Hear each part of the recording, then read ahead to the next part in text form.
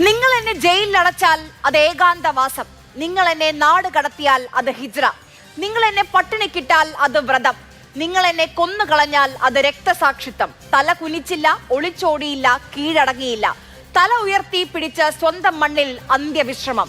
ഇറാന്റെ പരമോന്നത നേതാവ് ആയത്തുള്ള അലി ഖമനയെ അമേരിക്കയും ഇസ്രയേലും ചേർന്ന് കൊന്നുകളഞ്ഞു.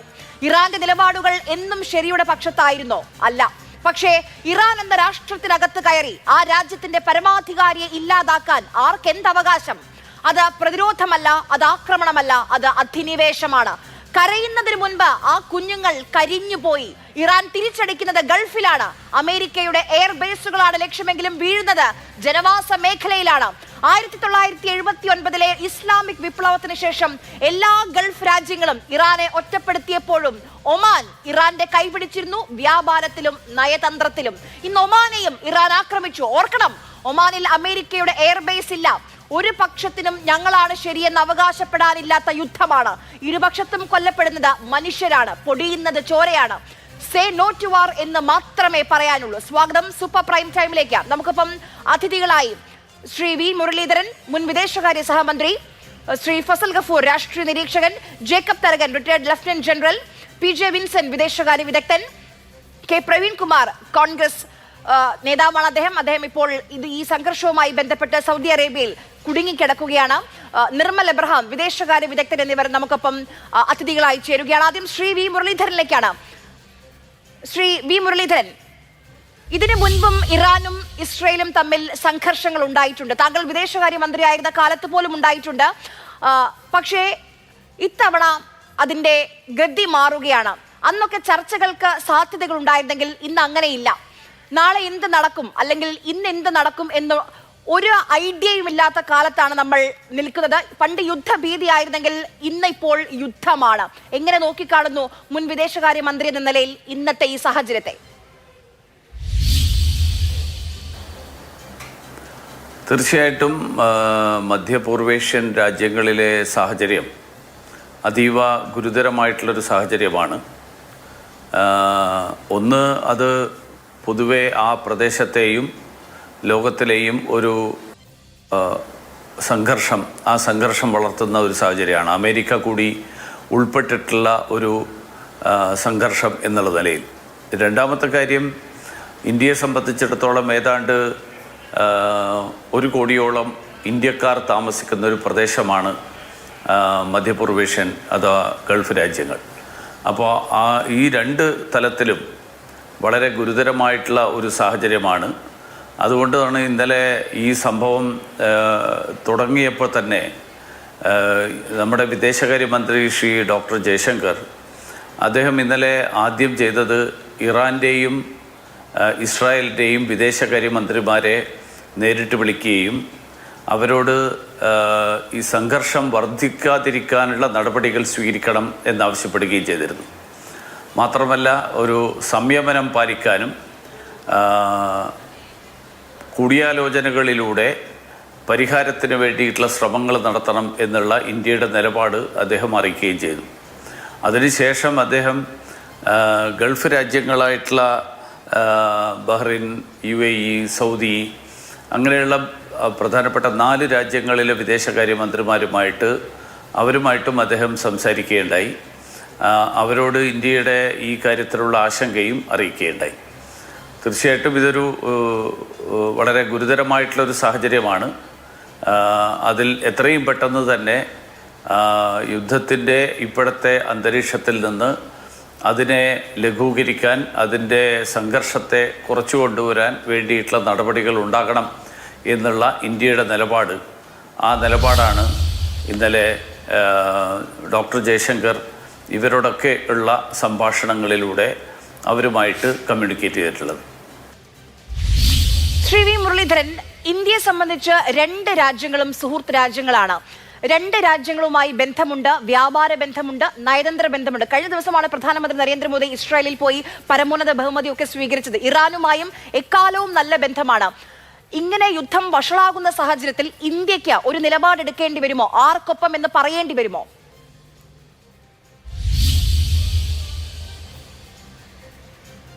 രണ്ടു കൂട്ടരും ഇന്ത്യയുമായിട്ട് വളരെ അടുത്ത സൗഹൃദവും ബന്ധവും പുലർത്തുന്ന ആളുകളാണ്. ഇറാൻ നമ്മളെ സംബന്ധിച്ചിടത്തോളം നമ്മുടെ അയൽക്കാരാണ്, ഒരു കടലിനപ്പുറത്ത് മാത്രമാണ്. ദീർഘകാലത്തെ ഒരു സാംസ്കാരികമായിട്ടുള്ള ബന്ധം, പൗരാണികമായിട്ടുള്ള അത്തരത്തിലുള്ളൊരു ബന്ധം, അങ്ങനെയുള്ളൊരു ബന്ധമുള്ള ആൾക്കാരാണ്. സാങ്കേതിക മേഖലയിലും അതുപോലെയുള്ള വിവിധ മേഖലകളിൽ ഇന്ത്യയുമായിട്ട് ഒരു പങ്കാളിത്ത കരാർ ഉൾപ്പെടെയുള്ള ഒരു രാജ്യമാണ് അതേപോലെ ഇസ്രായേൽ. അതുകൊണ്ട് ഈ രണ്ട് രാജ്യങ്ങളുമായിട്ടും ഇന്ത്യക്ക് അടുത്ത സൗഹൃദമാണുള്ളത്. ജനതകൾ തമ്മിലുള്ള സൗഹൃദമുണ്ട്. ഇസ്രായേലിലും മലയാളികൾ ഉൾപ്പെടെയുള്ള പതിനായിരക്കണക്കിന് ആൾക്കാർ അവിടെ തൊഴിലെടുക്കുന്ന ആളുകളായിട്ടുണ്ട്. അതുകൊണ്ട് ഈ കാര്യത്തിൽ ഇന്ത്യക്കാരുടെ താല്പര്യങ്ങളും ലോക സമാധാനത്തിൻ്റെ സാഹചര്യത്തിലും ഈ പ്രദേശത്തെ അന്തരീക്ഷം സമാധാനപരമായിട്ട് തുടരുക എന്നുള്ള ഉദ്ദേശത്തോടു കൂടിയും ഇന്ത്യ ആവശ്യമായിട്ടുള്ള നിലപാടെടുക്കുക എന്നുള്ളതാണ് ഇന്ത്യയുടെ വിദേശകാര്യ നയം എക്കാലവും ഊന്നി പറഞ്ഞിട്ടുള്ളത്.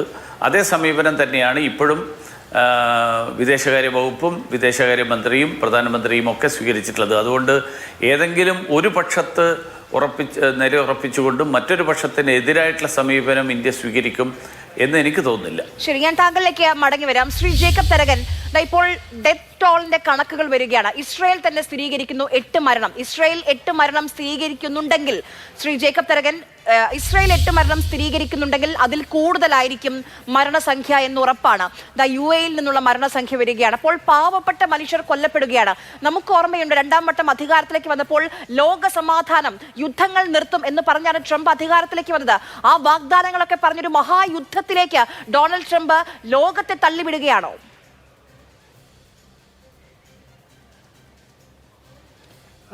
Thank you Arya. ആദ്യമേ തന്നെ ഞാൻ ലഫ്റ്റനന്റ് ജനറൽ അല്ല, മേജർ ജനറലാണ്. അത് കറക്ഷൻ ചെയ്യാം. താങ്കളുടെ ചോദ്യത്തിന് ട്രംപ് നമ്മളോട് പറഞ്ഞില്ലല്ലോ എങ്ങനെയാണ് യുദ്ധം നിർത്താൻ പോകുന്നത് എന്ന്. അദ്ദേഹം യുദ്ധം നിർത്തും എന്ന് പറഞ്ഞപ്പോൾ എങ്ങനെയാണ് നമ്മൾ വിചാരിച്ചത് യുദ്ധം അല്ലാതെ വേറെ ഏതെങ്കിലും മാർഗത്തിൽ നിർത്തുമെന്ന്? ട്രംപ് പറഞ്ഞത് ട്രംപിൻ്റെ കാര്യങ്ങളാണ്. പക്ഷേ ഇന്ന് നാം കാണുന്നത് ഒരു ഈ ഇൻ്റർനാഷണൽ ലോയ്ക്ക് അതീതം, അതായത് സാധാരണ നടക്കുന്ന അന്താരാഷ്ട്ര നിയമങ്ങളെയൊക്കെ ലംഘിച്ചുകൊണ്ട് ഒരുപക്ഷെ 26-ാം തീയതി അമേരിക്കയും ഇറാനും തമ്മിൽ ചർച്ച നടത്തി ഏതാണ്ടൊക്കെ ധാരണയായി തിങ്കളാഴ്ച ഇനിയും കൂടാം എന്ന് തീരുമാനിച്ച് പിരിഞ്ഞതാണ്. അന്നേരമാണ് ഈ അറ്റാക്ക് വരുന്നത്. അത് ഞാനിങ്ങനെ വായിച്ചുകൊണ്ടിരിക്കുകയായിരുന്നു. എങ്ങനെയോ ഇസ്രായേലിനും അമേരിക്കയ്ക്കും അറിവ് കിട്ടി. സുപ്രീം ലീഡർ ഖമേനിയും അദ്ദേഹത്തിൻ്റെ അടുത്ത പവറിനുള്ള ആൾക്കാരും കൂടെ ഒരു മീറ്റിങ്ങിന് വരുന്നുണ്ട്. ഇന്ന സമയത്താണെന്നുള്ളത് പകലായിരുന്നു. ഈ ന്യൂസ് പോയത് ഇറാനിൽ നിന്നും എവരോട് അടുത്ത് ഇടപഴകുന്ന ആരെങ്കിലും നിന്നും ആയിരിക്കണം എന്നുള്ളത് ഒരു സംശയമില്ല.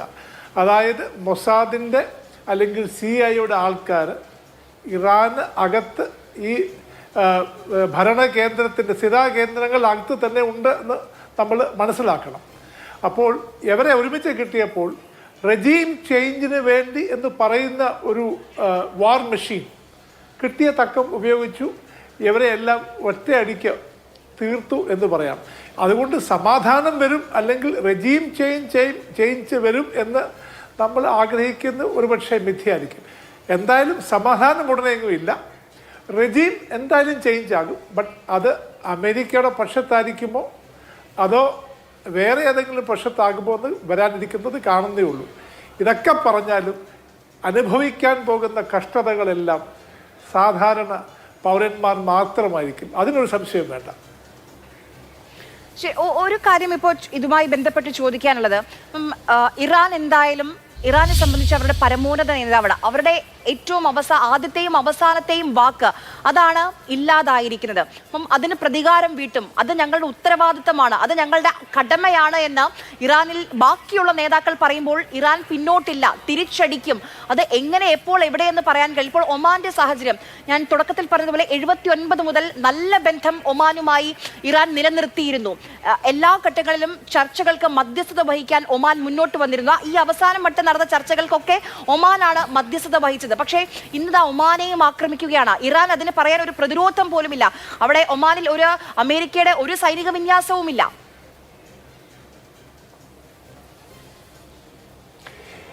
അരിയ ഈ യുദ്ധത്തിലെ ക്ലെയിംസും കൗണ്ടർ ക്ലെയിംസും സാധാരണമാണ്. ഞങ്ങൾ അടിച്ചു, ഇത്ര പേരെ കൊന്നു, അല്ലെങ്കിൽ കൊന്നില്ല, ഞങ്ങളല്ല. ഇത് ക്ലെയിംസും കൗണ്ടർ ക്ലെയിംസും അത് വളരെ നോർമലാണ്. ഇപ്പം ഇറാന് പറഞ്ഞു ഞങ്ങൾ ഇന്നുവരെ ലോകം കാണാത്ത രീതിയിൽ അടിക്കും എന്ന് പറയുമ്പോൾ ട്രംപ് പറയുന്നു നിങ്ങൾ എന്തെങ്കിലും തിരിച്ചടിച്ചാൽ ലോകം കാണാത്ത വിധത്തിൽ ഞങ്ങൾ അങ്ങോട്ട്, അതൊക്കെ നോർമലി പറയുന്നതാണ്. ഇത് നടക്കാൻ പോകുന്നത് എന്താ? ഒരു കാര്യം നമ്മൾ മനസ്സിലാക്കണം, ഇറാൻ്റെ കയ്യിൽ ന്യൂക്ലിയർ വെപ്പൺസ് തൽക്കാലം ഇല്ല എന്ന് നമുക്ക് വിശ്വസിക്കണം. അതുകൊണ്ട് അവരുടെ പ്രഹരശേഷി സബ് ന്യൂക്ലിയർ, അതായത് ന്യൂക്ലിയർ അല്ലാത്ത രീതിയിലായിരിക്കും എന്നാണ് എൻ്റെ വിശ്വാസം. അല്ല എവിടുന്നെങ്കിലും കിട്ടി ഉപയോഗിച്ചാൽ അത് പിന്നത്തെ കാര്യം. ഇന്നത്തെ അറിവ് വെച്ച് ഇറാൻ്റെ കയ്യിലുള്ളത് എല്ലാം കൺവെൻഷണൽ വെപ്പൺസാണ്. അതിൻ്റെ നമ്പർ ലിമിറ്റഡ് ആണ്. അത് എങ്ങനെ ഉപയോഗിക്കും എന്നുള്ളതാണ് നാം കാണേണ്ടത്. കഴിഞ്ഞ 25 ഒക്ടോബറിൽ നടന്ന ആ യുദ്ധത്തിൽ, 12 ദിവസം യുദ്ധത്തിൽ അവരുടെ അമിനേഷൻ്റെ ഒത്തിരി കേപ്പബിലിറ്റി കുറഞ്ഞിരുന്നു. അതുകൊണ്ട് തന്നെ ഇനി മുമ്പോട്ട് എത്ര ദിവസം ഇറാന് മുമ്പോട്ട് ഈ യുദ്ധം കൊണ്ടുപോകാനൊക്കും എന്നുള്ളത് ഇതേ രീതിയിൽ അവർക്ക് കൊണ്ടുപോകാം, വർഷങ്ങളോളം കൊണ്ടുപോകാം. പക്ഷേ ഇതേ ക്വാണ്ടിറ്റിയിൽ ഇതേ ഇൻറ്റൻസിറ്റിയിൽ എത്ര ദിവസം കൊണ്ടുപോകാനൊക്കും എന്ന് എനിക്ക് സംശയമുണ്ട്. അതിൻ്റെ മറുവശത്ത് അമേരിക്കയ്ക്ക് എൻലെസ് ആർസണൽ, അതായത് അവരുടെ നേവി നിപ്പുണ്ട്, എയർഫോഴ്സ് നിപ്പുണ്ട്, ICBMs ഉണ്ട്, അവർക്ക് മുമ്പോട്ട് കൊണ്ടുപോകാം. ഇതൊക്കെ വന്ന് വീഴുന്നത് ഞാൻ നേരത്തെ പറഞ്ഞതുപോലെ ഇപ്പം ഖമേനിയും പാർട്ടിയും പോയി, ഇനി ബാക്കി വീഴാനുള്ളതെല്ലാം സിവിൽ ഏരിയാസിലായിരിക്കാം. ഇത് എത്ര ദിവസം പോകും, എവിടെ തീരുമെന്നുള്ളത് നോബഡി ക്യാൻ പ്രെഡിക്റ്റ്. എന്തെങ്കിലും സന്ധി സംഭാഷണം വരണം, ഇതിനൊരു വിരാമം വരണം. അത് എന്നാണെന്ന് നാം നോക്കിയിരിക്കണം. ശരി, ശ്രീ വി മുരളീധരൻ, എനിക്ക് ഓർമ്മയുണ്ട് താങ്കൾ വിദേശകാര്യ സഹമന്ത്രിയായിരിക്കുന്ന കാലത്താണ് ഖാസിം സുലൈമാനിയുടെ കൊലപാതകം നടക്കുന്നത്. അന്ന് ഇതുമായി ബന്ധപ്പെട്ട് പശ്ചിമേഷ്യയിൽ ഇതുപോലെ ആശങ്ക ഉണ്ടായിരുന്ന സമയമാണ്. അന്ന് ഇന്ത്യക്കാരെ ഒഴിപ്പിക്കേണ്ടി വരുമോ എന്നുള്ള ആശങ്കയുണ്ടായിരുന്നു. ആ ചർച്ചകൾക്കൊക്കെ താങ്കൾ കൂടി പങ്കുവഹിച്ചതാണ് ആ ചർച്ചകളിൽ. അതുകൊണ്ട് ചോദിക്കുക, നമുക്കറിയാം ഗൾഫ് മേഖലയിൽ ഈ സംഘർഷം നിൽക്കുന്ന ഈ ഭൂമികയിൽ പോലും ഏകദേശം 1 കോടിക്കടുത്ത് ഇന്ത്യക്കാരുണ്ട്. ഗൾഫിലേക്ക് വന്നാൽ ഏറ്റവും കൂടുതൽ ഇന്ത്യക്കാരാണ് പ്രവാസികളായുള്ളത്. അത് കഴിഞ്ഞ് അതിൽ തന്നെ മലയാളികളായിരിക്കും. അപ്പോൾ ഈ ഘട്ടത്തിൽ ഇപ്പോൾ വരുന്ന വാർത്തകളൊക്കെ അനുസരിച്ച് അവരെ അവിടെ നിന്ന് ഒഴിപ്പിക്കണം, അല്ലെങ്കിൽ അങ്ങനെ ഒരു ആലോചനകളിലേക്കെങ്കിലും കടക്കേണ്ടതുണ്ടോ? നമുക്കറിയാം ഇന്നലെ UAE ഭാഗത്തു നിന്ന് വന്ന പ്രതികരണം അത് എങ്ങനെയാണ്, ഒരു വേർതിരിവുമില്ല, സ്വദേശി വിദേശി എന്ന വേർതിരിവില്ലാതെ എല്ലാം ഞങ്ങളുടെ പൗരന്മാരെന്ന പരിഗണന അല്ലെങ്കിൽ ആ മുൻകരുതലാണ് UAE നൽകുന്നത്. അപ്പോൾ ഈ ഘട്ടത്തിൽ ഇന്ത്യ പ്രവാസികൾക്കായി എന്തെങ്കിലും ചെയ്യേണ്ടതുണ്ടോ?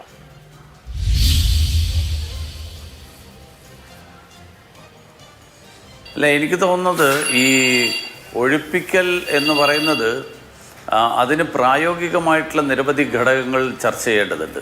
ഒന്ന്, ഒരു ഏതാനും 1000 ആളുകളെയൊക്കെ ഒഴിപ്പിക്കുകയാണെങ്കിൽ വളരെ പെട്ടെന്ന് നമുക്കൊരു തീരുമാനം എടുത്തിട്ട് ആൾക്കാരെ ഒഴിപ്പിക്കാം. ഇറാനിൽ ഏതാനും മാസങ്ങൾക്ക് മുമ്പേ ഇതേ ഒരു സംഘർഷത്തിൻ്റെ ഒരു ഘട്ടം ഉണ്ടായിരുന്നപ്പോൾ അന്ന് ഇറാനിൽ നിന്ന് ഏതാണ്ട് 3000-ഓളം പേരെ നമ്മൾ ഒഴിപ്പിച്ചിരുന്നു. ഇറാനിൽ ഏതാണ്ട് 40,000-ഓളം ഇന്ത്യൻ വിദ്യാർത്ഥികളും പിന്നെ കുറച്ച് ആൾക്കാരുമുണ്ട്. ഇസ്രായേലും കുറേ ആളുകളുണ്ട്. പക്ഷേ ഗൾഫ് മേഖലയിൽ അങ്ങനെയല്ല. ഗൾഫ് മേഖലയിൽ ഏതാണ്ട് 90 ലക്ഷം മുതൽ 1 കോടി വരെ ആളുകൾ, ഇന്ത്യക്കാരായിട്ടുള്ള ആളുകളുണ്ട്. ഈ ആളുകളെ ഒഴിപ്പിക്കുക എന്ന് പറയുമ്പോൾ അതിൻ്റെ പ്രായോഗിക തലം ഒന്ന്, പ്രായോഗിക തലത്തിനപ്പുറത്തുള്ള വേറെ തലമുണ്ട്. അതായത് ഇന്ത്യക്കാരായിട്ടുള്ള ആളുകൾ അവിടെ വെറും തൊഴിലാളികളായിട്ട് മാത്രം ജോലി ചെയ്യുന്ന ആളുകളല്ല, ഇന്ത്യക്കാരുടെ സ്ഥാപനങ്ങളുണ്ട്. അവിടുത്തെ പൗരന്മാരായിട്ടുള്ള ആളുകളുമായിട്ട് ചേർന്നുകൊണ്ട് പാർട്ട്ണർഷിപ്പിൽ നടത്തുന്ന ധാരാളം സ്ഥാപനങ്ങളുണ്ട്. അപ്പോൾ ഇന്ത്യക്കാരായിട്ട് അവിടെയുള്ള ആളുകൾ തന്നെ പലരും ഇതുപോലെയുള്ള ഒരു സന്നിഗ്ധ ഘട്ടത്തിൽ അവരെയൊക്കെ അവിടെ തന്നെ വിട്ടിട്ട് ഞങ്ങളുടെ ജീവനും സുരക്ഷിതത്വവും കൊണ്ട് രക്ഷപ്പെടാൻ പോവുകയാണ് എന്നുള്ള സമീപനം സ്വീകരിക്കാൻ താല്പര്യപ്പെടാത്ത ധാരാളം ആൾക്കാരുണ്ട്. കാരണം ഗൾഫ് രാജ്യങ്ങളിലെ ഭരണാധികാരികൾ ഇന്ത്യക്കാരോട്, പ്രത്യേകിച്ച് മലയാളികളോട് കാണിക്കുന്ന പ്രത്യേക സ്നേഹം, ആ സ്നേഹത്തിൻ്റെ അടിസ്ഥാനം ഗൾഫ് രാജ്യങ്ങൾ എണ്ണയില്ലാതിരുന്ന ഘട്ടത്തിൽ നിന്ന് ഇന്ന് എണ്ണയുടെ ഫലമായിട്ടുള്ള അവരുടെ സാമ്പത്തിക അഭിവൃദ്ധിയുടെ ഘട്ടത്തിൽ അവരോടൊപ്പം നിന്ന് ആ രാജ്യങ്ങളിൽ ഇന്ന് കാണുന്ന ഭൗതിക പുരോഗതി സൃഷ്ടിക്കുന്നതിൽ വലിയ പങ്ക് വഹിച്ചിട്ടുള്ള ആളുകളാണ് ഇന്ത്യക്കാർ പൊതുവെയും മലയാളികൾ വിശേഷിച്ചു. അപ്പോൾ അങ്ങനെയുള്ളൊരു സമൂഹം, ആ സമൂഹത്തിൻ്റെ വിശ്വാസ്യതയുടെ ഒരു പ്രശ്നം വരും. നമ്മൾ ഇങ്ങനെയൊരു ഘട്ടം വരുമ്പോൾ മലയാളികളും ഇന്ത്യക്കാരും ഒക്കെ അവരവരുടെ സുരക്ഷിതത്വം നോക്കിപ്പോയി എന്നുള്ള ഒരു പ്രശ്നമുണ്ട്. അത് അവിടെ ജീവിക്കുന്ന മലയാളികളും ഇന്ത്യക്കാരും ഉൾപ്പെടെയുള്ള ആളുകൾ അവരങ്ങനെ ഒരു സമീപനത്തിൽ, അങ്ങനെ ഒരു കാഴ്ചപ്പാടിലൂടെ അവിടെ കാണുമെന്ന് എനിക്ക് തോന്നുന്നില്ല. പകരം ഈ അവിടുത്തെ സംഘർഷത്തിന് അയവ് വരുത്താൻ വേണ്ടിയിട്ടുള്ള നടപടികൾ എല്ലാ തലങ്ങളിലും ഉണ്ടാവുകയും അതേസമയത്ത് അവരോടൊപ്പം, അതായത് ഗൾഫ് രാജ്യങ്ങളിലെ ജനങ്ങളോടൊപ്പമാണ് ഞങ്ങൾ എന്നുള്ള സമീപനം സ്വീകരിക്കുന്ന ധാരാളം ഇന്ത്യക്കാർ, അങ്ങനെയുള്ള ആളുകൾ അവിടെ ഇപ്പോഴും ഉണ്ട്. ഫലത്തിൽ പൗരത്വം ഉണ്ടാവില്ലായിരിക്കും, പക്ഷേ പൗരത്വം സ്വീകരിച്ചില്ലെങ്കിലും അവിടുത്തെ സമൂഹത്തിൻ്റെ ഭാഗമായി മാറിയിട്ടുള്ള പതിനായിരക്കണക്കിന് ഇന്ത്യക്കാർ, ഒരുപക്ഷെ ലക്ഷക്കണക്കിന് ഇന്ത്യക്കാർ, അങ്ങനെയുള്ള ആളുകളുണ്ട്. ആ ആളുകൾ ഒരു സംഘർഷം വരുമ്പോൾ ഉടനെ അവിടെ നിന്ന് രക്ഷപ്പെടണം എന്നുള്ള താല്പര്യം പോലും പ്രകടിപ്പിക്കാത്ത ആൾക്കാരുണ്ട്. അതുകൊണ്ട് ഇതെല്ലാം പരിഗണിച്ചുകൊണ്ട് മാത്രമേ ഒരു ഒഴിപ്പിക്കൽ എന്ന് പറയുന്നത് നമുക്ക് സ്വീകരിക്കാൻ പറ്റുള്ളൂ. കാരണം ലോകത്തെ ഏറ്റവും കൂടുതൽ, ഒരു പ്രദേശത്ത് ഏറ്റവും കൂടുതൽ ആളുകൾ ഒരുമിച്ച് താമസിക്കുന്ന, ഇന്ത്യക്കാർ താമസിക്കുന്ന പ്രദേശമാണ് ഗൾഫ്. അപ്പോൾ മറ്റുള്ള സ്ഥലങ്ങളിൽ ഒഴിപ്പിക്കൽ പോലെ ഭൗതികമായിട്ടുള്ള ഒഴിപ്പിക്കലിൻ്റെ പ്രായോഗിക വശങ്ങൾ, രണ്ട്, അവിടുത്തെ ജനതയുമായിട്ട് ഇഴുകിച്ചേർന്ന് ജീവിക്കുന്ന ഒരു സമൂഹമായി മാറിയ സ്ഥിതിയിൽ അവരെ ഉപേക്ഷിച്ചു കൊണ്ടുവരാൻ ഈ ഇന്ത്യക്കാരായിട്ടുള്ള നമ്മുടെ മലയാളികളായിട്ടുള്ള ആളുകൾ പോലും താല്പര്യപ്പെടുമോ എന്നുള്ള സംശയം ഉൾപ്പെടെ എനിക്കുണ്ട്. തീർച്ചയായും. ശ്രീ ഫസൽ ഗഫൂർ, ഇന്നിപ്പം ഇത്തവണ യുദ്ധം പ്രഖ്യാപിച്ചപ്പോൾ ഞങ്ങളുടെ സംയുക്ത ആക്രമണമാണെന്ന് ട്രംപും നെതന്യാഹുവും പറഞ്ഞപ്പോൾ അവരുടെ ടാർഗറ്റ് വളരെ ക്ലിയർ ആയിരുന്നു. ഇറാനിൽ ഒരു ഭരണമാറ്റം വേണം. അത് അങ്ങനെ തന്നെ പച്ചയ്ക്ക് പറഞ്ഞിട്ടുണ്ട് ട്രംപ്. അല്ലാതെ സാധാരണ യുറേനിയം സമ്പുഷ്ടീകരണം, ആണവായുധം, അങ്ങനെയുള്ള എക്സ്ക്യൂസുകളൊന്നും ഇത്തവണ ഇല്ല. ഇത്തവണ ക്ലിയർ ആയിരുന്നു ഭരണമാറ്റം. അതിന്റെ ആദ്യ പടി അവർ ഇന്ന് സക്സസ്ഫുള്ളി ആ മിഷൻ പൂർത്തിയാക്കുന്നു. ആയത്തുള്ള അലി ഖമേനിയെ വധിച്ചു. ഇനി ഇറാനിൽ എന്ത് സംഭവിക്കും എന്നുള്ളതാണ് അറിയേണ്ടത്. അവിടെ വീണ്ടും രാജഭരണത്തിൽ പോലെ ഏകാധിപത്യത്തിലേക്ക് പോകുമ്പോൾ, അല്ലെങ്കിൽ അമേരിക്ക ആഗ്രഹിക്കുന്നത് പോലെ ഏത് രീതിയിലേക്ക് മാറും ഇറാൻ എന്നുള്ളത് അറിയില്ല. താങ്കൾക്ക് എന്ത് തോന്നുന്നു? ഇറാൻ കീഴടങ്ങുമോ അതോ പിടിച്ചു നിൽക്കാൻ എന്തെങ്കിലും സാധ്യതയുണ്ടോ?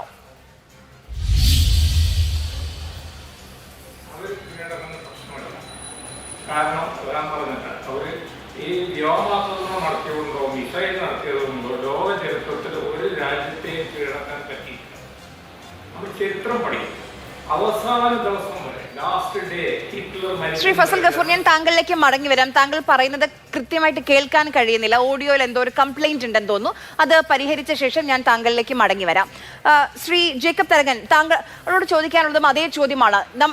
ഇപ്പോൾ ലോകരാഷ്ട്രങ്ങൾ നോക്കുന്നത് ഇറാൻ അസ്ഥിരപ്പെടുമോ, ഇറാനിൽ എന്ത് സംഭവിക്കും, ഇറാനിൽ ഭരണമാറ്റമാണ് അമേരിക്കയുടെ ലക്ഷ്യം, ഇസ്രായേലിന്റെ ലക്ഷ്യം അതാണ്. അതിന്റെ ആദ്യ പടിയാണ് ഇന്ന് അവർ പൂർത്തീകരിക്കുന്നത്. പക്ഷേ താൽക്കാലിക ഭരണകൂടം വരുന്നുണ്ട്, പകരം വീട്ടുമെന്ന് പറയുന്നുണ്ട്. പക്ഷെ എത്രത്തോളം ഈ രീതിയിൽ പിടിച്ചു നിൽക്കാൻ കഴിയും ഇറാന്? എന്ത് സംഭവിക്കും ഇറാനിൽ? ആര്യ, ഇത് എല്ലാവരും ചോദിക്കുന്ന ഒരു ക്വസ്റ്റ്യനാണ്. കാരണം ഈ ഇപ്പോഴത്തെ യുദ്ധത്തിൻ്റെ ഏറ്റവും വലിയ സ്റ്റേറ്റഡ്, അതായത് പബ്ലിക്കലി പറഞ്ഞിരിക്കുന്ന ഉദ്ദേശം റെജീം ചേഞ്ച് എന്നാണ്. അത് ചാൻസ് കിട്ടി, ഒരുമിച്ച് എല്ലാവരെയും കിട്ടി, അവരത് ഉപയോഗിച്ചു. ടോപ്പ് എഷ്ലോണുള്ള കുറച്ച് പേര് ഒറ്റയടിക്ക് പോയി. അതിൻ്റെ കൂടെ 40 പേരാണ് ആ ബോംബിങ്ങിൽ മരിച്ചത്. അതുകൊണ്ട് റെജീം ചേഞ്ച് ആയില്ല. അതിൻ്റെ മുകളിലിരിക്കുന്ന കുറച്ച് പേര് പോയി. ആ റെജീം തന്നെ ഭരണം താൽക്കാലിക ഒരു കമ്മിറ്റിക്ക് കൊടുത്തു. പുതിയ ആൾ വന്നിട്ടുണ്ട്.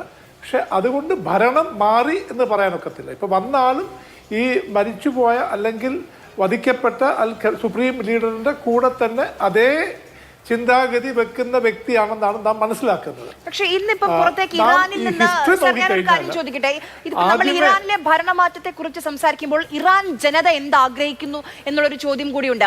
ഈ എത്ര തവണ ജനകീയ പ്രക്ഷോഭങ്ങൾ അവിടെ ഉണ്ടായിട്ടുണ്ട്, സ്വാതന്ത്ര്യത്തിന് വേണ്ടിയുള്ള മുറവിളികൾ അവിടെ നിന്ന് ഉയർന്നിട്ടുണ്ട്. പക്ഷേ എല്ലാ കാലത്തും ഖമൈനി അത് അടിച്ചമർത്തുകയാണ് ചെയ്തിട്ടുള്ളത്. പക്ഷേ ഇത്തവണ അവിടെ മാറ്റം ആഗ്രഹിക്കുന്ന, സ്വാതന്ത്ര്യം ആഗ്രഹിക്കുന്ന ജനതയെ സംബന്ധിച്ചുകൂടി ഒരു അവസരമായി ആണ് എന്ന് താങ്കൾക്ക് തോന്നുന്നുണ്ടോ?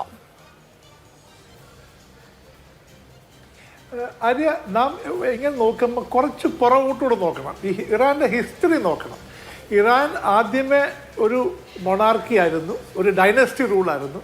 അത് കഴിഞ്ഞ് അത് പരിഷ്കാരത്തിൽ വന്നപ്പോൾ ഒരു മജ്ലിസ് കൊണ്ടുവന്നു. അങ്ങനെയാണ് ഇറാൻ്റെ പാർലമെൻറ്റ്, അതായത് മജ്ലിസ് വന്നത്. അത് കഴിഞ്ഞ് ഈ ഷാ പെഹൽവി എന്ന് പറയുന്ന വ്യക്തി ഒരു ജനറലായിരുന്നു, പിന്നാണ് അദ്ദേഹം ഷാ ആയത്. അദ്ദേഹം ഒരു അട്ടിമറിയിൽ കൂടെയാണ് വന്നത്. അന്ന് അട്ടിമറിക്ക് കൂടെ നിന്നത് ഈ ഭരണമാറ്റം അല്ലെങ്കിൽ റെജീം ചേഞ്ച് ചെയ്തത് ബ്രിട്ടീഷ് ആൾക്കാരായിരുന്നു പണ്ട്. അതിനുശേഷം ഖൊമേനി വന്നപ്പോൾ ഷായെ മാറ്റി ഖൊമേനിയെ കൊണ്ടുവന്ന് റെജീം ചേഞ്ച് ചെയ്തതും CIA മൊസാദ് കൂടിയാണെന്ന് നാം മറക്കരുത്. അപ്പം റെജീം ചേഞ്ചിൻ്റെ ഒരു ഹിസ്റ്ററി ഇറാനുണ്ട്. ഈ ചേഞ്ച് ആയിട്ടുള്ള വരുന്ന എല്ലാ റെജീമിനെയും രണ്ട് കൈയും കൊണ്ട് ഇൻവൈറ്റ് ചെയ്ത് അല്ലെങ്കിൽ ആദരപൂർവ്വം സ്വീകരിച്ച ഒരു ജനതയാണെന്ന് കൂടി നാം മറക്കരുത്. ഇതിൻ്റെയൊക്കെ ഒരു പരിണാമം എന്ന് പറയുന്നത് ഓരോ റെജീമിൻ്റെ അവസാന സമയമാകുമ്പോഴത്തേക്ക് ഒത്തിരി പബ്ലിക് അൺട്രസ്റ്റ് ഉണ്ടാകുകയും അതിനെ മുതലെടുത്ത് അത് ഈ പബ്ലിക് അൺട്രസ്റ്റ് സ്വയം ഉണ്ടാകുന്നതാണോ അതോ ഉണ്ടാക്കുന്നതാണോ എന്ന് വേറെ ഒരു ചർച്ചയുടെ വിഷയമാണ്. അങ്ങനെയൊക്കെ ഉണ്ടാകുമ്പോൾ ഒരു രാജ്യത്തിൻ്റെ ജനതയ്ക്ക് അകത്ത് ഭിന്നത വരുമ്പോൾ പുറത്തുള്ള ഒരു ശക്തിക്ക് അതിനെ എക്സ്പ്ലോയിറ്റ് ചെയ്യാനൊരു ചാൻസ് ഉണ്ട്. അത് ഇപ്പോൾ പ്രബലമായിട്ട് നമുക്ക് കാണാം. അതിനി എങ്ങനെ പോകും എന്നുള്ളതാണ്. ഒരുപക്ഷെ താങ്കൾ കേട്ട് കാണും ട്രംപിൻ്റെ ഒരു ഡിക്ലറേഷൻ അല്ലെങ്കിൽ റിക്വസ്റ്റ് അല്ലെങ്കിൽ ആഹ്വാനം ഇറാനിയൻ ജനതയോട് പറയുന്നത് ഇത് നിങ്ങൾക്ക് ജനറേഷൻസിനുള്ള ഒരു ചാൻസാണ്, ഒരു ഓപ്പർച്യൂണിറ്റിയാണ്, അത് കളയരുതെന്ന്. അത് എങ്ങനെ നടക്കും എന്ന് കാണേണ്ടതാണ്. എനിക്കറിയാൻ വയ്യ, കാരണം ഇറാനകത്ത് തന്നെ ഒത്തിരി ഫാക്ഷൻസ് ഉണ്ട്. ഇതിന്റെ ഒരു ഇന്റേണൽ ഇതുമായി അവരുടെ ആത്മീയ നേതാവ് ഇല്ലാതായി എന്ന വാർത്തയോട് വരുന്ന പ്രതികരണങ്ങൾ, ആ രാജ്യത്ത് നിന്ന് വരുന്ന പ്രതികരണങ്ങളിൽ തന്നെ ആ ഭിന്നിപ്പ് അത് വളരെ പ്രകടമാണ്. ശ്രീ ഫസൽ ഗഫൂർ, താങ്കളോട് ഇപ്പം ഇറാൻ പണ്ട് രാജഭരണമായിരുന്നു, 79 മുൻപ് ഇറാനിൽ രാജഭരണമായിരുന്നു എന്ന് നമുക്ക് പറയാം.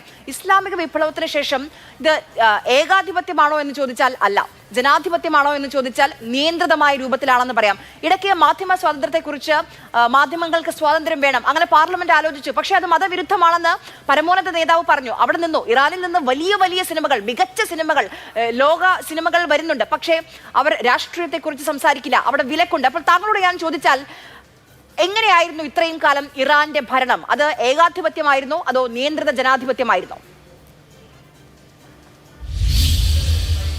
വളരെ വ്യക്തമായിട്ട് പറയാം. അതായത് ലോകത്ത് ഒരൊറ്റ, ഇനി ബഹ്റൈനെ വിട്ടേക്ക്, ലോകത്ത് ഒരൊറ്റ ഷിയായിട്ട് രാജ്യമുള്ളൂ.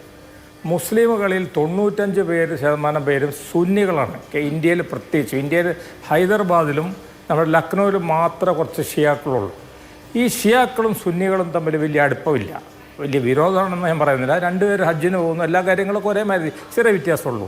അപ്പോൾ ഒരു ഷിയായിട്ട് രാജ്യം വരുമ്പോൾ നാച്ചുറലി അതൊരു തിയോക്രസി ആവാതിരിക്കാൻ പറ്റൂല. കാരണം അതിന് അതിൻ്റെ ഒരു ബേസിക് കൺസെപ്റ്റ് അങ്ങനെയാണ് കിടക്കുന്നത്. ശരിയല്ലേ? ഇപ്പോൾ ലോകത്തെ ഏക ഹിന്ദു രാഷ്ട്രം നേപ്പാൾ വീട് എന്ന് പറയുമ്പോൾ നമ്മളാണ്. നമ്മൾ പറയുന്നു, ശ്രീ മുരളീധരൻ പറയുന്നുണ്ടല്ലോ സാംസ്കാരിക ഹിന്ദുത്വം, ഞാനും അത് അംഗീകരിക്കുന്നുണ്ട്. അതിനെ പറ്റിയിട്ടുള്ള വ്യത്യസ്തമായ അഭിപ്രായം ഉണ്ടെന്ന് മാത്രമേ ഉള്ളൂ. സെയിം കൺസെപ്റ്റിൽ വലിയ ഡിഫറൻസ് ഇല്ല എന്ന് പറഞ്ഞ മാതിരി തന്നെ അവിടെ അവരെ സംബന്ധിച്ചിടത്തോളം അവർ ഒരു തിയോക്രറ്റിക് സ്റ്റേറ്റാണ്. അതിൽ ഒരു ജനാധിപത്യത്തിൻ്റെ അംശങ്ങളുണ്ട്. അത് നമ്മൾ കാണുന്ന തരത്തിലുള്ള ജനാധിപത്യമല്ല, പക്ഷെ അവരത് അംഗീകരിക്കുന്നു.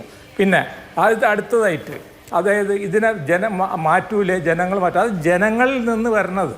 ഈ ഷാക്കെതിരായിട്ട് വന്നത് CAA വട്ടോ ഇല്ലയോ അത് വേറെ, അല്ലെങ്കിൽ അയാത്തുള്ളക്ക് ഇത് അനുകൂലമായിട്ട് വന്നത്, അയാത്തുള്ള വന്നത് ജനകീയമായിട്ടുള്ള പ്രക്ഷോഭത്തിലൂടെയാണ്, സംശയമൊന്നുമില്ല. അപ്പോൾ അങ്ങനെ വരുമ്പോൾ ലോക ചരിത്രത്തിൽ നമ്മുടെ ബ്രിഗേഡിയർ ഇവിടെ മേജർ ഇവിടെ ഇരിക്കുന്നുണ്ട്, ജേക്കബ്, അദ്ദേഹം പറയുമല്ലോ, ഞാൻ ചോദിക്കട്ടെ, അഡോൾഫ് ഹിറ്റ്ലറിൻ്റെ മരിക്കുന്ന ഡേറ്റ് വരെ നമ്മുടെ തേർഡ് റൈഖ്, അതായത് ജർമ്മനി കീഴടങ്ങിയോ? ഇല്ല. കംപ്ലീറ്റ്ലി കമിക്കാസ ബോംബ്, മറ്റേ ബോട്ടുകൾ തയ്യാറാക്കി വെച്ചിരിക്കുകയായിരുന്നു ജപ്പാൻ.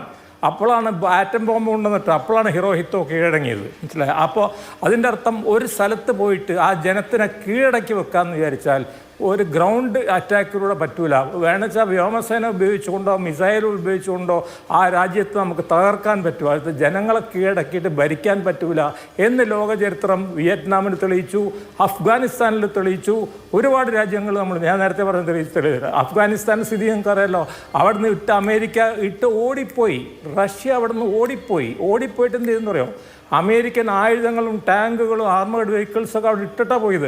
അതാണിപ്പോൾ താലിബാൻ്റെ ആർമിയായിട്ട് ഉപയോഗിക്കുന്നത്. അവർ റീസെൻറ്റ് പരേഡ് നിങ്ങൾ കാണണം അവരുടെ താലിബാൻ്റെ. അപ്പോൾ അതിൻ്റെ അർത്ഥം എന്താണെന്ന് വെച്ചിട്ടുണ്ടെങ്കിൽ ഇവരെ തകർക്കാൻ അത്ര എളുപ്പമല്ല. എന്താ കാര്യം എന്ന് വെച്ചാൽ, ഒന്നാമത് തന്നെ അതിൻ്റെ ടെറൈൻ അങ്ങനെയാണ്. ഒരു മൗണ്ടനും മറ്റൊക്കെ കൂടി. രണ്ടാമത് ഇവരുടെ വില്ലേജസ് എന്ന് പറയുന്നത്, നമ്മൾ ടൗൺ എന്ന് പറയുന്നത് ഇവർ നമ്മുടെ കൊയിലാണ്ടിമാരും അല്ലെങ്കിൽ അത്തരത്തിലുള്ള ടൗണുകളൊക്കെയാണ്. ടൗൺ എന്ന് വെച്ചാൽ നമ്മൾ ടെഹ്റാൻ വിട്ടേക്ക്. അപ്പോൾ ഇതിന് പകരമായിട്ട് ഒരു ബോംബ് പോയിട്ട് ദുബായിൽ ഇൻഡസ്ട്രിയൽ സെൻറ്ററിൽ പോയി വീഴണമെന്ന് വിചാരിച്ചോ. ഇൻഡസ്ട്രിയൽ ബേ അങ്ങനത്തെ സ്ഥലങ്ങളൊക്കെ ഉണ്ടല്ലോ, മനസ്സിലായി, ബിസിനസ് ബേ, അങ്ങനെ അവിടെ പോയി വീഴുന്ന എത്ര കോടി രൂപയുടെ നാശനഷ്ടമാണ് അവിടെ സംഭവിക്കാൻ പോകുന്നത്. എത്ര കോടിയുടെ നഷ്ടം അത് ഇവർക്ക് താങ്ങാൻ പറ്റില്ല. അപ്പോൾ ഇവർ ഉപയോഗിക്കുന്ന തന്ത്രം എന്താണെന്ന് വെച്ചാൽ അവർ മിസൈലുകൾ അങ്ങോട്ടേക്ക് അയക്കുന്നു. അതും അവർ ഇത്തരത്തിലുള്ള, നമുക്കറിയാം, അവർ ജുമൈറ അവിടുത്തെ ഏറ്റവും കോസ്റ്റ്ലി സ്ഥലമാണ്. അവിടുത്തെ ഏറ്റവും കോസ്റ്റ്ലി ആയിട്ടുള്ള ബുർജുൽ ഖലീഫ അതിൻ്റെ മുകളിലോട്ട് അയക്കുന്നു. അൽ-നഹദ ഇൻഡസ്ട്രിയൽ കോംപ്ലക്സിലോട്ട് അയക്കുന്നു. അതേമാതിരി തന്നെ എയർപോർട്ട്, ദുബായ് ഇൻ്റർനാഷണൽ എയർപോർട്ട് അയക്കുന്നു. ഹോർമൂസ് സ്ട്രെയിറ്റ് ഇവർ തടയുന്നു, ബ്ലോക്ക് ചെയ്യുന്നു, അതായത് അത് കടലെടുക്ക് അവിടെ. അപ്പോൾ അതോടുകൂടി അത് അവിടെ നിന്ന് വരുന്ന എണ്ണ പുറത്തോട്ട് വിൽക്കാൻ പറ്റില്ല. ആ എണ്ണ വിൽക്കാൻ പറ്റാത്തൊരു സാഹചര്യം വരുമ്പോൾ ഇവരുടെ എക്കോണമി, ഇവർ ഹൈ എക്സ്പെൻഡിച്ചർ, മനസ്സിലായി, എക്കോണമിയാണ് ഇവരുടേത്. നമുക്കറിയാലോ അവരുടെ ജീവിത ചെലവും മാർഗങ്ങളൊക്കെ. അത്തരത്തിലുള്ള ഒരു എക്കോണമീനെ ഇവരെങ്ങനെ ഒരു സമ്പദ്ഘടനയെ എങ്ങനെ ഇവർ മുന്നോട്ട് കൊണ്ടുപോകും? അപ്പോൾ അവർ മുട്ടുമുടക്കേണ്ടി വരുന്നേ. അവർ മുട്ടുമുടക്കം മാത്രമല്ല, അവരിലേക്ക് നമുക്ക് മടങ്ങി വരാം. ശ്രീ ഫസൽ ഗഫൂർ, ഇത്രയും കാലം എപ്പോഴും ഒരു യുദ്ധത്തിലേക്ക് പോകുമ്പോൾ അല്ലെങ്കിൽ ഒരു സംഘർഷം ഉണ്ടാക്കുമ്പോൾ അമേരിക്ക പല കാര്യങ്ങൾ എക്സ്ക്യൂസുകളായി പറഞ്ഞിരുന്നു. അതിൽ ഇറാനെ സംബന്ധിച്ച് എപ്പോഴും പറയുന്ന കാര്യം അത് ആണവായുധവുമായി ബന്ധപ്പെട്ടാണ്. നിങ്ങൾ ഒപ്പിട്ടതാണ്, അതുകൊണ്ട് നിങ്ങൾ അളവ് കാണിക്കണം, നിങ്ങൾ എല്ലാ കണക്കുകളും കാണിക്കണം, നിങ്ങൾ എത്ര ശേഖരിച്ചു, എത്ര സമ്പുഷ്ടീകരിച്ചു, ഈ കണക്ക് കാണിക്കണം എന്ന് പറഞ്ഞായിരുന്നു ഇത്രയും കാലത്തെ ഇടപെടൽ. പക്ഷേ ഇത്തവണ വളരെ ക്ലിയർ ആയി ഭരണമാറ്റം എന്ന് പറയുകയാണ്. എന്നോ ഇട്ട ഒരു ഒപ്പിനെ ചൊല്ലിയാണ് ഇപ്പോൾ ലോകം യുദ്ധഭീതിയിൽ നിൽക്കുന്നത്. ഈ ഭൂലോകത്തെ രണ്ട് വലിയ ഫ്രോഡുകളാണ്, മനസ്സിലായില്ലേ? രണ്ട് വലിയ കള്ളത്തരങ്ങളാണ്. ഒന്ന് നമ്മുടെ യുണൈറ്റഡ് നേഷൻസിൻ്റെ വീറ്റോ. ഏതാനും കുറച്ച് രാജ്യങ്ങൾക്ക് മാത്രം കീഴിൽ മറ്റുള്ളവരൊക്കെ അടിമകളായിട്ട് നിൽക്കുക. അമേരിക്കയുടെ ഫണ്ട് കൊണ്ട് UN നടത്തുക. ബാക്കിയുള്ളവരൊക്കെ കഴുത്തിന് പിടിച്ച് നിൽക്കുക. ആ രാജ്യങ്ങളിലൊക്കെ പോയി ഇടപെടുക. ഉദാഹരണമായിട്ട് വെനിസ്വേലയിൽ പോയിട്ട് ഇടപെടുന്നു. അവിടെ കാരണം അവിടെ എണ്ണയുണ്ട്. യുക്രൈൻ റഷ്യ ഇടപെടൽ, അവിടെ എണ്ണയുണ്ട്. ഇറാനിലുണ്ട്, എണ്ണയുണ്ട്. അപ്പോൾ സാമ്പത്തികമായിട്ട് എങ്ങനെ പറയുന്നത് എന്താ? ഞങ്ങൾക്ക് ഗ്രീൻലാൻഡ് വേണം. എന്ത് വകയിലെ ഗ്രീൻലാൻഡ് വേണ്ടത്? Greenland is the property of which country? Denmark, മനസ്സിലല്ലേ? ആ രാജ്യത്തിൻ്റെ ഒരു സോവറനായിട്ടുള്ള ഒരു ഭാഗം പറയണത് ഞങ്ങൾക്ക് വേണം. ഞങ്ങൾക്ക് എന്തിനും വേണം? ഞങ്ങൾക്ക് സോവിയറ്റ് റഷ്യ ഉപരോധിക്കാൻ വേണം. ഇത് ഇനി അടുത്ത വലിയ കള്ളത്തരമാണ് ഈ ന്യൂക്ലിയർ പ്രൊളിഫറേഷൻ ട്രീറ്റി എന്ന് പറയുന്നത്. ഇവിടെയും ആദ്യത്തെ 5 രാഷ്ട്രം, ഓർമ്മ 5 രാഷ്ട്രങ്ങളാണ്. ചൈനയുണ്ട്, USSR ഉണ്ട്, ഫ്രാൻസ് ഉണ്ട്, ഇങ്ങനെ മറ്റേ ഇംഗ്ലണ്ട് ഉണ്ട്, US ഉണ്ട്. ഇവർ ആദ്യം എല്ലാ അണുവായുധങ്ങളൊക്കെ ഉണ്ടാക്കി വെച്ചിട്ട് അമേരിക്ക അത് പ്രയോഗിച്ചിട്ട്, മനസ്സിലല്ലേ, ഫാറ്റ് ബോയ് ആൻഡ് ലിറ്റിൽ മാൻ അത് പ്രയോഗിച്ചിട്ട് നാഗസാക്കിയിൽ അതിനൊക്കെ ശേഷം പറയണം ഇത് വേണ്ട, ഇത് നമുക്കായിരിക്കും വേണ്ട, നിങ്ങൾക്ക് വേണ്ട, ഞങ്ങളുടെ ഓൾറെഡി ഉണ്ടല്ലോ, അതൊന്നും അവിടെ ഇരിക്കട്ടെ, എന്നാലും കുഴപ്പമില്ല, അവിടെ ഇരിക്കുന്നില്ല. അതിന് ശേഷം ഇവർ വീണ്ടും നടത്തുകയാണ്. അതേസമയം ഇന്ദിരാഗാന്ധിയുടെ മാതിരി ധൈര്യമുള്ളൊരു വ്യക്തി ആദ്യം ഇത് പൊളിച്ചങ്ങോട്ട് കൈ കൊടുത്ത്. അത് ഇന്ദിരാഗാന്ധിയെ നമ്മൾ അഭിനന്ദിക്കണം. കാരണം അവർ പൊക്കാറൻ 1 പൊട്ടിച്ചളഞ്ഞ് 1973 അവർ ഇവരുടെ നാവികസേന 7ാം USS എന്റർപ്രൈസ് ഇന്ത്യ ഒപ്പിട്ടിരുന്നില്ല എന്നുള്ളതാണ് ശ്രീ ഫസൽ ഗഫൂർ. ഇറാൻ ഒപ്പിട്ടിരുന്നു 69 മുതൽ. അതാ ഞാൻ പറഞ്ഞു. അല്ല അതാണ് നമുക്ക് ധൈര്യമുണ്ട്. നമ്മൾ ധൈര്യപൂർവ്വം നമ്മൾ ഒപ്പിട്ടില്ല എന്ന് കണ്ടപ്പോൾ പിന്നീട് വന്ന് പലരും ഒപ്പിട്ടില്ല. പാകിസ്ഥാൻ ഒപ്പിട്ടില്ല, നോർത്ത് കൊറിയ ഒപ്പിട്ടില്ല, ഇസ്രായേൽ ഒപ്പിട്ടോ ഇല്ല എന്ന് പോലും അറിയില്ല. അപ്പോൾ അവർക്ക് നേരെ ഒന്നും ഒരു ആക്ഷൻ ഇല്ല. ഈ പാവങ്ങളായിട്ടുള്ള ആൾക്കാർ അവർ പറയുന്നു ഇത് ഷായുടെ കാലത്ത് ഒപ്പിട്ടാണെന്നേ. അതിനുശേഷം ഇവരിത് അംഗീകരിച്ചിട്ടൊന്നുമില്ല. ഇവർ വിഡ്രോ ചെയ്തു. അവർ വിഡ്രോ ചെയ്യണം, ബുദ്ധിപൂർവ്വം വിഡ്രോ ചെയ്തിട്ടുണ്ടെങ്കിൽ സാങ്ഷൻസ് വരും. അവർക്ക് വലിയ പ്രശ്നമുണ്ട്. ആ സാങ്ഷൻസ് ഓൾറെഡി അവർക്കെതിരായിട്ട് ഇറാനെ സാമ്പത്തികമായി ഞെക്കിക്കൊല്ലാൻ ഇവർ ശ്രമിക്കുകയാണ്. അപ്പോൾ ഞാനിത് പറയുമ്പോൾ ഞാൻ ഇറാൻ്റെ ഒരാളല്ല. ഞാൻ ഈ ഷിയായിട്ട് രാഷ്ട്രമോ അല്ലെങ്കിൽ ഈ ഇസ്ലാമിക രാഷ്ട്രം എന്ന കൺസെപ്റ്റേ അംഗീകരിക്കാത്ത ഒരു വ്യക്തിയാണ് ഞാൻ. ഒരു തിയോക്രറ്റിക് നേഷൻ, ക്രിസ്ത്യൻ ആയാലും ഹിന്ദു ആയാലും ഇസ്ലാമിക ആയാലും ഞാൻ അംഗീകരിക്കുന്നില്ല. പക്ഷേ ഇത് സാമ്രാജ്യത്വത്തിനെതിരായിട്ടൊരു പോരാട്ടം. ഇന്ത്യ അത് മനസ്സിലാക്കണം. ഇന്ദിരാഗാന്ധി 1973 ആ USS എന്റർപ്രൈസിനെ തടഞ്ഞു വെക്കുകയും ബംഗ്ലാദേശ് കീഴടക്കുകയും ചെയ്തിട്ടില്ലായിരുന്നു. നമ്മളിതുമായൊരു കുടുക്കത്തിൽ കുടുങ്ങണം, നിങ്ങൾ ഒപ്പിട് എന്ന് പറയുമ്പോൾ ഇന്ദിരാഗാന്ധി നേരത്തെ പോയി നിക്സനോട് പറഞ്ഞില്ല ഞങ്ങളിത് ഒപ്പിടില്ല. അപ്പോൾ ആ നിലക്ക് ഇതിൻ്റെ പരിപാടി എന്താ? അവരുടെ കയ്യിൽ എല്ലാ ആയുധങ്ങളും ഉണ്ടാവും, ബാക്കിയുള്ളവനൊക്കെ ഞെക്കിക്കൊല്ലാൻ തുടങ്ങും. എന്നിട്ട് അവർക്ക് ആയുധങ്ങൾ സപ്ലൈ ചെയ്യുക. എനിക്ക് തോന്നുന്നു 100 ചില രാഷ്ട്രങ്ങളും കണ്ടതിൽ ഒപ്പിട്ടിട്ടുണ്ട്. അവർക്ക് ഇത് സപ്ലൈ ചെയ്യേണ്ടുന്നേ ഉള്ളു കൂടെ. ഇവരിതൊക്കെ ചെയ്തുകൊണ്ടിരിക്കുകയാണ്. അപ്പോൾ ഇവരെ ധിക്കരിക്കുന്ന ഏത് രാഷ്ട്രം, അത് ഇന്ത്യ ആയാലും പാകിസ്ഥാൻ ആയാലും ഇസ്രായേൽ ആയാലും, ഞാൻ ഇവരെ ധിക്കരിക്കുന്നവരെ ഞാൻ അംഗീകരിക്കും. കാരണം അവർക്ക് ധിക്കരിക്കാനുള്ള ധൈര്യമുണ്ട്, അവരെ എതിർക്കാനുള്ള ധൈര്യമുണ്ട്. ഓഫ് കോഴ്സ് ഇസ്രായേലിനെ അവർ കൂടെ പിടിച്ചിരിക്കുകയാണ്. അത് വേറെ. ബാക്കിയുള്ള രാഷ്ട്രങ്ങൾ ധിക്കാരപൂർവ്വം മുന്നോട്ട് പോകുന്നു. നോർത്ത് കൊറിയക്കെതിരായിട്ട് സാങ്ഷൻ കൊണ്ടുവന്നിട്ട് എന്തുണ്ടായി? നോർത്ത് കൊറിയ ആക്സസ് ഉണ്ടാക്കിയില്ലേ? മറ്റേ ഇവർ രണ്ടുപേരെ ഏറ്റു. Soviet Russia. ഇനി വേറൊരു ബ്ലോക്ക് കൂടെ വരുന്നുണ്ടെന്നേ. സോവിയറ്റ് റഷ്യയും റഷ്യയും ചൈനയും ഒക്കെ അടങ്ങിയിട്ടുള്ള വേറൊരു ആക്സസ് കൂടെ വരുന്നുണ്ട്, മനസ്സിലായില്ലേ? അപ്പോൾ ആ നിലക്ക് ഒട്ടും നമുക്ക് ഇതിനെ അംഗീകരിക്കാൻ പറ്റൂല. സോവിയറ്റ് റഷ്യ ആയിരുന്നുവെങ്കിൽ എന്ന് ആലോചിക്കുന്നുണ്ട് ഈ കാലത്ത്. ഇന്നും ഇന്നലെയുമായി റഷ്യയുടെ പല പ്രതികരണങ്ങളൊക്കെ വരുന്നുണ്ട്. പക്ഷേ സോവിയറ്റ് റഷ്യ ആയിരുന്നുവെങ്കിൽ എന്ന് തോന്നുന്നുണ്ടോ താങ്കൾക്ക്? അല്ല, ഞാനത് പറഞ്ഞു. സോവിയറ്റ് റഷ്യ ആയിരുന്നെങ്കിൽ ഇത് നടക്കൂല. It will not be a unipolar world, it will be a bipolar world where communism is on one side.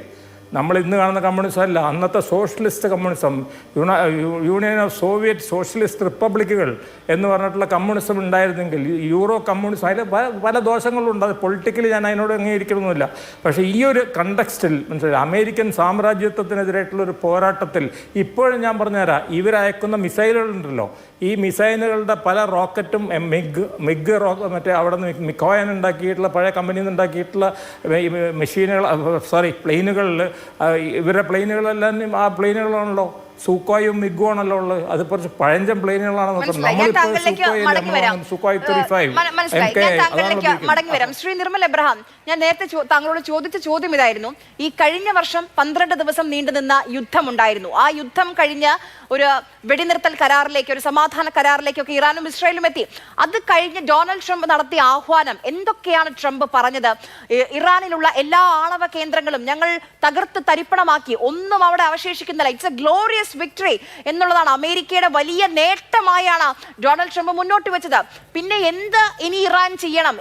എന്തിന്റെ പേരിലാണ് ഇപ്പോൾ ഈ യുദ്ധം നടക്കുന്നത്? ഇല്ല, ഇതിൻ്റെ ആദ്യം മുതലേ ന്യൂക്ലിയർ പ്രോഗ്രാമിന്റെ കേസ് മാത്രമല്ല അമേരിക്ക മെൻഷൻ ചെയ്തിട്ടുള്ള. ആ ഒരു യുദ്ധത്തിന്റെ സമയത്ത് ന്യൂക്ലിയർ എൻറിച്ച്മെന്റ് പ്രോഗ്രാം മൊത്തത്തിൽ ഡെമോളിഷ് ചെയ്യാൻ സാധിച്ചു എന്ന് സ്ഥാപിക്കാൻ ശ്രമിച്ചു എന്നുള്ളത് ശരിയാണ്. പക്ഷെ അത് കൂടാതെ നടന്ന നെഗോഷിയേഷൻസിലൊക്കെ, അതായത് ഒബാമയുടെ കാലഘട്ടത്തിന് ശേഷം ട്രംപ് നടത്തിയ നെഗോഷിയേഷൻസിലൊക്കെ മുന്നോട്ട് വെച്ച 2 കാര്യങ്ങളും കൂടെ ഉണ്ട്. ഒന്ന്, ഈ ബലിസ്റ്റിക് മിസൈൽസിന്റെ സ്കീം അവസാനിപ്പിക്കണം എന്നുള്ളത്. കാരണം അതിൽ നെതന്യാഹുവിന്റെ ഒരു നറേറ്റീവ് കൂടെ ഉണ്ട്. അതായത് ഇപ്പൊ നമ്മൾ കാണുന്ന പോലെ 2000 കിലോമീറ്റർ 3000 കിലോമീറ്റർ മാത്രം സഞ്ചരിക്കാവുന്നതല്ല, ഇറാൻ 8000 കിലോമീറ്റർ സഞ്ചരിക്കാവുന്ന ഇന്റർ കോണ്ടിനെന്റൽ ബലിസ്റ്റിക് മിസൈൽസ് ഒക്കെ നിർമ്മിച്ചു എന്ന് പറഞ്ഞാൽ അമേരിക്കയിൽ പോയി അദ്ദേഹം പ്രസംഗിക്കുകയുണ്ടായി. പക്ഷെ അതിലൊന്നും സത്യമില്ല. എങ്കിലും ഈ ബലിസ്റ്റിക് മിസൈൽ സിസ്റ്റം കണ്ടിന്യൂ അല്ല. അത് മാത്രമല്ല, ഇപ്പൊ 3 വട്ട ചർച്ചകൾ നടന്നു നിർമ്മല. ആ 3 വട്ട ചർച്ചകളുടെ ഏറ്റവും ഒടുവിൽ ഞങ്ങളുടെ യുറേനിയം ശേഖരം, സമ്പുഷ്ടീകരണം, അതിന്റെ അളവ്, അതിന്റെ തോത്, അതിന്റെ കണക്ക് എല്ലാം കാണിക്കാമെന്ന് ഇറാൻ തന്നെ പരസ്യമായി പറഞ്ഞു കഴിഞ്ഞു. ഒമാൻ ഇത്ര പോസിറ്റീവായിട്ട് ഡയലോഗ്സ് നടന്നെന്ന് പറഞ്ഞു. പിന്നെ എന്തിന്? ഇതിന്റെ അൾട്ടിമേറ്റ്ലി ഞാൻ പറഞ്ഞു വരുന്നത്, ഈ ബലിസ്റ്റിക് മിസൈൽസിന്റെ കേസായാലും പ്രോക്സീസിന്റെ കേസായാലും, ഇപ്പൊ ഹെസ്ബുള്ളയും ഹമാസും ഹൂത്തികളും പോലുള്ള പ്രോക്സികൾക്ക് ഇപ്പൊ നമ്മളവിടെ സാങ്ഷൻസിന്റെ കാര്യം മെൻഷൻ ചെയ്തു. അതായത് സാങ്ഷൻസ് കാരണമാണ് ഇറാൻ ഇത്രയധികം തകർന്നു പോയി എന്ന് പറയുന്നുണ്ടെങ്കിലും അവിടെ ഒരു കാര്യം ചിന്തിക്കണം. ഇത്രയും ഇൻഫ്ലേഷൻ 40% നിൽക്കുമ്പം, തൊഴിലില്ലായ്മ 30% നിൽക്കുമ്പം, കറൻസിയുടെ വാല്യൂ കൂപ്പുകുത്തി 12 ലക്ഷം റിയാലിന് $1 എന്നുള്ള നിലയിൽ നിൽക്കുമ്പോഴും $700 മില്യൺ ആണ് ഹെസ്ബുള്ളയ്ക്ക് വേണ്ടി ഇറാൻ ഓരോ വർഷവും ചെലവാക്കുന്നത്. 700 മില്യൺ. $150 മില്യൺ ആണ് ഹമാസിന് ചെലവാക്കുന്നത്. $100 മില്യൺ ആണ് ഹൂത്തികൾക്ക് ചെലവാക്കുന്നത്. ഇത് കൂടാതെ ചെറുതും വലുതുമായിട്ടുള്ള പല മിലിഷ്യാസ് ഇറാഖിലും സിറിയയിലും, ഈയിടെ സുഡാനിൽ നടന്ന സിവിൽ വാറിൽ പോലും അവർ പൈസ ഇറക്കി മിലിറ്ററി എയ്ഡും കൊടുത്തിട്ടുണ്ട്. സോ അതൊക്കെ എന്തിന് എന്നുള്ള ചോദ്യം അവിടുത്തെ ജനങ്ങളും ചോദിക്കുന്നുണ്ട്. മാത്രമല്ല, ഈ അടുത്ത് അവിടുത്തെ സർവേസ് ഒക്കെ എത്രത്തോളം വിശ്വസനീയമാണെന്ന് അറിയത്തില്ല. പക്ഷെ ഉള്ളിൽ നടന്ന സർവേസ്, പുറത്തു നിന്നും അകത്തു നിന്നും നടന്ന സർവേസിൽ സൂചിപ്പിക്കുന്നത് 70 മുതൽ 90% ആളുകൾ റെജീം ചേഞ്ച് ആഗ്രഹിക്കുന്നു എന്നുള്ളതാണ്. പക്ഷെ എന്തുകൊണ്ട് അത് ഇപ്പം നടക്കുന്നു എന്ന് ചോദിച്ചു കഴിഞ്ഞാൽ, നവംബർ 2026 ഒക്ടോബർ 2026 2 കോൺസിക്വൻഷ്യൽ ആയിട്ട് ഇലക്ഷൻസ് ഡൊണാൾഡ് ട്രംപിനും നെതന്യാഹുവിനും വരാൻ പോവുകയാണ്. ട്രംപിനെ സംബന്ധിച്ചിടത്തോളം മിഡ് ടേം ഇലക്ഷൻസ് വരുവാണ്. ഇപ്പം ട്രംപ് ഈ അൾട്ടിമേറ്റ് പവർ കാണിക്കുന്നതും തോന്നിയ പോലെ ചെയ്യുന്നതും കോൺഗ്രസും സെനറ്റും പോപ്പുലർ വോട്ടും കയ്യിലുള്ളതുകൊണ്ടാണ്. മിഡ് ടേം ഇലക്ഷൻസിന് ശേഷം ഇപ്പോഴത്തെ സൂചന അനുസരിച്ച് അത് നഷ്ടപ്പെട്ടേക്കാം, ആ അൾട്ടിമേറ്റ് പവർ നഷ്ടപ്പെട്ടേക്കാം. നെതന്യാഹുവിനെ സംബന്ധിച്ചിടത്തോളം വരാനിരിക്കുന്നത് പാർലമെന്ററി ഇലക്ഷൻ ആണ്. അവിടെ പ്രൈം മിനിസ്റ്റർഷിപ്പ് തന്നെ നഷ്ടപ്പെട്ടേക്കാം. അങ്ങനെ ഉണ്ടെങ്കിൽ ഇതുപോലൊരു സാഹചര്യം ഒരിക്കലും ഇവർക്ക് ഒത്തുകിട്ടില്ല എന്നുള്ളതാണ് ഒരു കാര്യം. രണ്ടാമത്തെ കാര്യം, യുണൈറ്റഡ് നേഷൻസ് ഇത്തരത്തിലുള്ള പ്രശ്നങ്ങൾ ഉണ്ടാകുമ്പോൾ ഇടപെട്ട് ശരിയാക്കേണ്ട യുണൈറ്റഡ് നേഷൻസ് അവരുടെ ഏറ്റവും ലോവസ്റ്റ് പോയിന്റ് നിൽക്കുന്നു, ഒന്നിലും ഇടപെടാൻ പറ്റാതെ നിൽക്കുന്നു. മൂന്നാമത്തെ കാര്യം, ഇറാൻ അവരുടെ ഏറ്റവും ലോവസ്റ്റ് പോയിന്റ് നിൽക്കുന്നു, അവരുടെ പ്രോക്സികളും അവരുടെ അമേരിക്കയും ഇസ്രായേലിനെയും സംബന്ധിച്ച് this is A perfect timing എന്നുള്ളതാണ്. ശ്രീ ജേക്കബ് തരകൻ, അവിടെ യുദ്ധം നടക്കുന്നു. ഇതിനു മുൻപും നേരത്തെ സൂചിപ്പിച്ചതുപോലെ അസ്വസ്ഥതകൾ, സംഘർഷങ്ങൾ, യുദ്ധ സാഹചര്യം തന്നെ ഉണ്ടായിട്ടുണ്ട്. പക്ഷേ ഇവിടെ ഗൾഫ് നാടുകൾ ഒന്നടങ്കം ഈ യുദ്ധത്തിൽ വലിച്ചിഴയപ്പെട്ടിരിക്കുകയാണ്. UAE-യിൽ, കുവൈറ്റിൽ, ബഹ്റൈനിൽ, ദോഹയിൽ, ഖത്തറിലൊക്കെ ആക്രമണങ്ങൾ നടക്കുന്നു. ശരിയാണ്, ഇന്റർസെപ്റ്റ് ചെയ്യാൻ കഴിയുന്നുണ്ട്. പക്ഷേ അതല്ലാതെയും മിസൈലുകൾ പതിക്കുകയാണ്, ജനവാസ കേന്ദ്രങ്ങളിലേക്ക് പതിക്കുകയാണ്. അത് നമ്മളെല്ലാവരെയും ആശങ്കപ്പെടുത്തുന്ന ഒരു കാര്യമാണ്. കാരണം നമ്മുടെ നെടുന്തൂണാണ് പ്രവാസികൾ, നമ്മുടെ പ്രിയപ്പെട്ടവരാണ് പ്രവാസികൾ. അവരവിടെ ജോലി ചെയ്യുകയാണ്, അവരവിടെ വർഷങ്ങളായി ജീവിക്കുകയാണ്.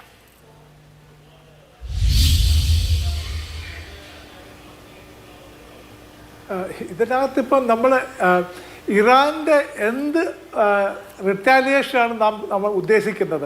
അതായത് അമേരിക്കയിൽ നിന്നും ഇസ്രായേലിൽ നിന്നും പുറത്തുനിന്ന് വരുന്ന ഈ ബോംബുകൾ ഇറാനിൽ വീഴുമ്പോൾ അവർ പ്രതികരിക്കണ്ട എന്ന് നമുക്ക് പറയാനൊക്കത്തില്ലല്ലോ.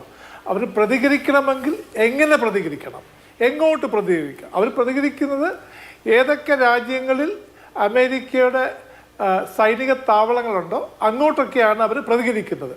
അത് വളരെ നാച്ചുറലാണ്, അത് നാച്ചുറൽ റെസ്പോൺസാണ്. അവരെ അത് കുറ്റം പറയാനൊക്കത്തില്ല. പക്ഷേ ഈ വന്ന് വീഴുന്ന രാജ്യങ്ങൾ അത് മനസ്സിലാക്കേണ്ടത് അവരുടെ രാജ്യത്തേക്കല്ല, ഈ US താവളങ്ങളിലേക്കാണെന്നുള്ളത്. ഒരുപക്ഷെ ഇത് അമേരിക്കയുടെ വലിയൊരു പ്ലോയാണ്. അതായത് അവർക്കറിയാം ഇറാന് അമേരിക്ക ഡയറക്റ്റ്ലി, അതായത് ഇറാനിൽ നിന്നുകൊണ്ട് അമേരിക്കൻ ലാൻഡിലോട്ട് അവർക്ക് ഫയർ ചെയ്യാൻ ഒക്കത്തില്ല എന്ന് USA അറിയാം, ഇറാനും അറിയാം. അതുകൊണ്ട് റെസ്പോൺസ് ലോക്കലി ആകുന്നത് കൊണ്ട് മറ്റുള്ള രാജ്യങ്ങളുമായിട്ടുള്ള ബന്ധം ഇതോടെ നിൽക്കും എന്ന് കണക്ക് കൂട്ടിയാണ് ഈ ആക്രമണം നടന്നിട്ടുള്ളത്. താങ്കൾ നേരത്തെ പറഞ്ഞിരുന്നു NPT പറ്റി. ഞാൻ ഒന്ന് ഓർമ്മിപ്പിക്കാൻ ആഗ്രഹിക്കുന്നു, 2018 അമേരിക്കയാണ് ജോയിന്റ് കോംപ്രിഹെൻസീവ് പ്ലാൻ ഓഫ് ആക്ഷനിൽ നിന്ന്, പ്രോഗ്രാം ഓഫ് ആക്ഷനിൽ നിന്ന് മാറിയത്. ഇറാൻ സൈൻ ചെയ്ത് റഷ്യ, ട്രംപ് മാറിയാലും അമേരിക്ക മാറിയാലും, അമേരിക്ക എക്സിക്യൂട്ടീവ് ഹെഡായ ട്രംപ് മാറിയപ്പോൾ അമേരിക്ക മാറി. ബാക്കി 5 രാജ്യങ്ങളുമായിട്ടുള്ള കരാറാണ് ഇറാൻ ഇപ്പോഴും വെച്ചുകൊണ്ടിരിക്കുന്നത്. അപ്പോൾ കരാറിന് എന്ത് വില? അതായത് ഇന്ന് നാം വെക്കുന്ന കരാറിന് നാളെ ഒരാൾ വന്നതിന് വിലയില്ല എന്ന് പറയുമ്പോൾ ഇന്റർനാഷണൽ ലോയിൽ ഇത് അൺഹേർഡ്. നേരത്തെ പറഞ്ഞ സ്പീക്കർ മിസ്റ്റർ നിർമ്മൽ പറഞ്ഞതുപോലെ UN-ന്റെ ക്രെഡിബിലിറ്റി, UN എന്നുള്ളത് ഒരു വസ്തുതയില്ലാത്ത ഒരു നിർവീര്യ ജന്തുവായിട്ട് മാറി, ഒന്നും ചെയ്യാൻ വയ്യാത്ത ഒരു കോപ്രായമായി മാറി, ഒന്നിനും കഴിവില്ലാത്ത. അതുകൊണ്ട് ഇനി മുമ്പോട്ട് വരാൻ പോകുന്ന കാര്യങ്ങൾ ഓർക്കുമ്പോഴാണ് നാം വിഷമിക്കേണ്ടത്. കാരണം ഈ ഹിന്ദിയിലൊരു ചൊല്ലുണ്ട്, ജിസ്കി ലാഠി ഉസ്കി ബേസ്. അതായത് ആരുടെ കയ്യിലാണോ വടി അവൻ്റെയാണ് എരുമ എന്നുള്ളത്.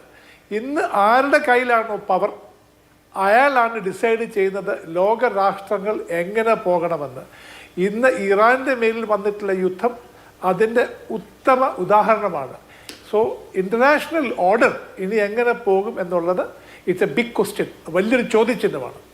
ശ്രീ ഫസൽ ഗഫൂർ, ഇപ്പം ഗൾഫ് രാജ്യങ്ങൾ കൂടി യുദ്ധത്തിലേക്ക് വന്ന സ്ഥിതിക്ക് ഇറാന്റെ ലക്ഷ്യം, അതായത് ടാർഗറ്റ് ചെയ്യുന്നത് ഗൾഫ് രാജ്യങ്ങളെയാണ്. ഇപ്പോൾ ഒമാൻ അടക്കം അതിലേക്ക് വരുന്നു, കുവൈറ്റ്, ബഹ്റൈൻ, എല്ലാ രാജ്യങ്ങളിലേക്കും ഇറാന്റെ പ്രതിരോധം, പ്രത്യാക്രമണം വരികയാണ്. അപ്പോൾ ആകെ കൂടെ ഉണ്ടായിരുന്ന ഒമാൻ മാത്രമാണ്. ഇപ്പോൾ ആ മേഖലയിൽ പൂർണ്ണമായും ഇറാനെ ഒറ്റപ്പെടുത്താൻ അമേരിക്കയ്ക്കും ഇസ്രായേലിനും കഴിഞ്ഞു. ഒരു പോയിന്റ് പറയട്ടെ, ഭയങ്കര തെറ്റാണ് ഇറാൻ ചെയ്യുന്നത്. ഒമാൻ ഇതിലൊന്നും ഇല്ലാന്നേ, അതൊരു സാധു രാഷ്ട്രമാണ്. അതിന്റെ മുകളിൽ എന്തിനാണ് കൊണ്ടുവന്ന് ബോംബ് വർഷിക്കുന്നത് അല്ലെങ്കിൽ മിസൈൽ ഇടുന്നത്? അതേമാതിരി തന്നെ ഞാൻ നേരത്തെ പറഞ്ഞല്ലോ, ദുബായിലെ എല്ലാ കാര്യപ്പെട്ട ബിൽഡിങ്ങുകളിലൊക്കെ മുകളിൽ ബോംബിടുക. അവർക്ക് മിലിറ്ററി ടാർഗറ്റുകൾ ഉണ്ടെങ്കിൽ അവർക്ക് മിലിറ്ററി ടാർഗറ്റ്. ഇന്നത്തെ കാലത്തൊക്കെ പ്രസിഷൻ ബോംബിങ്ങിൻ്റെ കാലഘട്ടമല്ലേ. പിന്നെ ഒരു സംശയവും കൂടെ എനിക്കുണ്ട്, കാരണം എൻ്റെ മകൻ അവിടെ ഉണ്ട്. ഞാൻ എൻ്റെ മകനോട് ചോദിച്ചപ്പോൾ, ദുബായിലുണ്ട്, എയർപോർട്ടിനടുത്താണ് മൂപ്പര് താമസിക്കുന്നത്. അപ്പോൾ മകനോട് ചോദിച്ചപ്പോൾ അദ്ദേഹം പറഞ്ഞ ഈ റോക്കറ്റുകൾ വീണായിട്ടൊന്നും ഞങ്ങൾക്ക് തോന്നിയിട്ടില്ല. ഈ റോക്കറ്റ് ഇൻ്റർസെപ്റ്റർ, അതിന് തടുക്കാൻ വേണ്ടി വെച്ചിട്ടുള്ള മറ്റൊരു റോക്കറ്റുകൾ, അവിടെ എനിക്കറിഞ്ഞൂടെ പേട്രിയോട്ട് സിസ്റ്റമാണോ, അവിടെ അയൺ ഡോം ഒന്നുമില്ല, പേട്രിയോട്ട് സിസ്റ്റമാണോ എന്നറിയില്ല. അപ്പോൾ അതിൽ നിന്ന് വന്നിട്ടുള്ള ഡെബ്രി, അതിൻ്റെ അവശിഷ്ടം, ഇത് പൊട്ടിയിട്ടുള്ള അവശിഷ്ടങ്ങളാണ് താഴത്തെ. അവശിഷ്ടം വീണാൽ മനുഷ്യന് വരക്ക് പറ്റും, എന്നാലും മറ്റേ മാതിരി അല്ല. അപ്പോൾ അതൊന്നും പുറത്ത് വിടുന്നില്ല അവിടെ എന്താ നടക്കുന്നതെന്നുള്ളത്. പക്ഷേ ഏതായാലും അങ്ങനെ ഡയറക്റ്റ്ലി ഇറാൻ ഈ മറ്റേ ഗൾഫ് രാജ്യങ്ങൾ ആക്രമിക്കുകയാണെങ്കിൽ നമുക്ക് അപലപിക്കേണ്ടി വരും. കാരണം അത് ശരിയല്ല. കാരണം നമ്മുടെ ജനങ്ങൾ അവിടെ ഉണ്ട്. അവർക്ക് എന്തെങ്കിലും പരിക്ക് പറ്റിയാൽ നമ്മൾ ആരോട് പറയും? നമ്മളപ്പോൾ പറയോ ഈ യുദ്ധത്തിൽ ഞങ്ങൾ സാമ്രാജ്യത്തെ വിരുദ്ധരായിട്ടാണ് ഞങ്ങൾ നിന്നത്? അങ്ങനെയല്ല. ഞാൻ പറഞ്ഞു വരുന്നത് രണ്ട് സൈഡുണ്ട് ഇതിനെന്നുള്ളതാണ്. പക്ഷേ അവർ ചെയ്യേണ്ടത് എന്താണെന്ന് വെച്ചിട്ടുണ്ടെങ്കിൽ, ഞാൻ പറഞ്ഞല്ലോ, അവർ ഈ അനാവശ്യമായിട്ടുള്ള അമേരിക്കൻ ബേസുകൾ, അപ്പോൾ ഇറാൻ ഒരു കാര്യമാണ് അവിടെ വരുത്താൻ ഉദ്ദേശിക്കുന്നത്. അമേരിക്കൻ ബേസ് സെറ്റപ്പ് ചെയ്ത് തന്നെ കൊണ്ടൊന്നും നിങ്ങൾക്ക് രക്ഷപ്പെടാൻ പറ്റില്ല. മാത്രമല്ല അമേരിക്കക്കാരൊരു ഭീരുവിനുമാതിരി പ്രവർത്തിച്ചിട്ടുണ്ട്. അമേരിക്കയിലെ എനിക്ക് കിട്ടിയ വിവരം അനുസരിച്ചിട്ട് ഖത്തറിൽ നിന്നും ഒക്കെ ഉള്ള, ദുബായിൽ നിന്നുള്ളൊക്കെ അവരുടെ F-35 ആണെന്ന് എൻ്റെ ഓർമ്മ. F-35 വിമാനങ്ങളും അറ്റാക്ക് ഹെലികോപ്റ്ററുകളൊക്കെ അവിടെ നിന്ന് ഇപ്പോൾ പറന്ന് ഉയർന്നു കഴിഞ്ഞു വേറെ സ്ഥലങ്ങളോട്ട്. അവരുടെ അമേരിക്കൻ വിമാനവാഹിനികൾ, അതായത് മറ്റേ ജെറാൾഡ് ഫോർഡും, അത് ഓപ്പറേറ്റ് ചെയ്യണം. ഒന്ന് ഓപ്പറേറ്റ് ചെയ്യണ ഇന്ത്യൻ ഓഷനിലാണ്, മറ്റൊന്ന് ഓപ്പറേറ്റ് ചെയ്യണ മെഡിറ്ററേനിയനാണ്. അതായത് നമ്മുടെ അബ്രഹാം ലിങ്കൺ, ഈ കാൾ വിൻസൺ എന്നുള്ള ഏറ്റവും വലിയ അവരുടെ ഒരു വിമാനവാഹിനിയെ കാണാനില്ല. അപ്പോൾ അവർ പതുക്കെ എന്നിട്ട് അമേരിക്കൻ സിറ്റിസൺസിനെയൊക്കെ അവർ തിരിച്ചു വിളിക്കണമെന്നേ.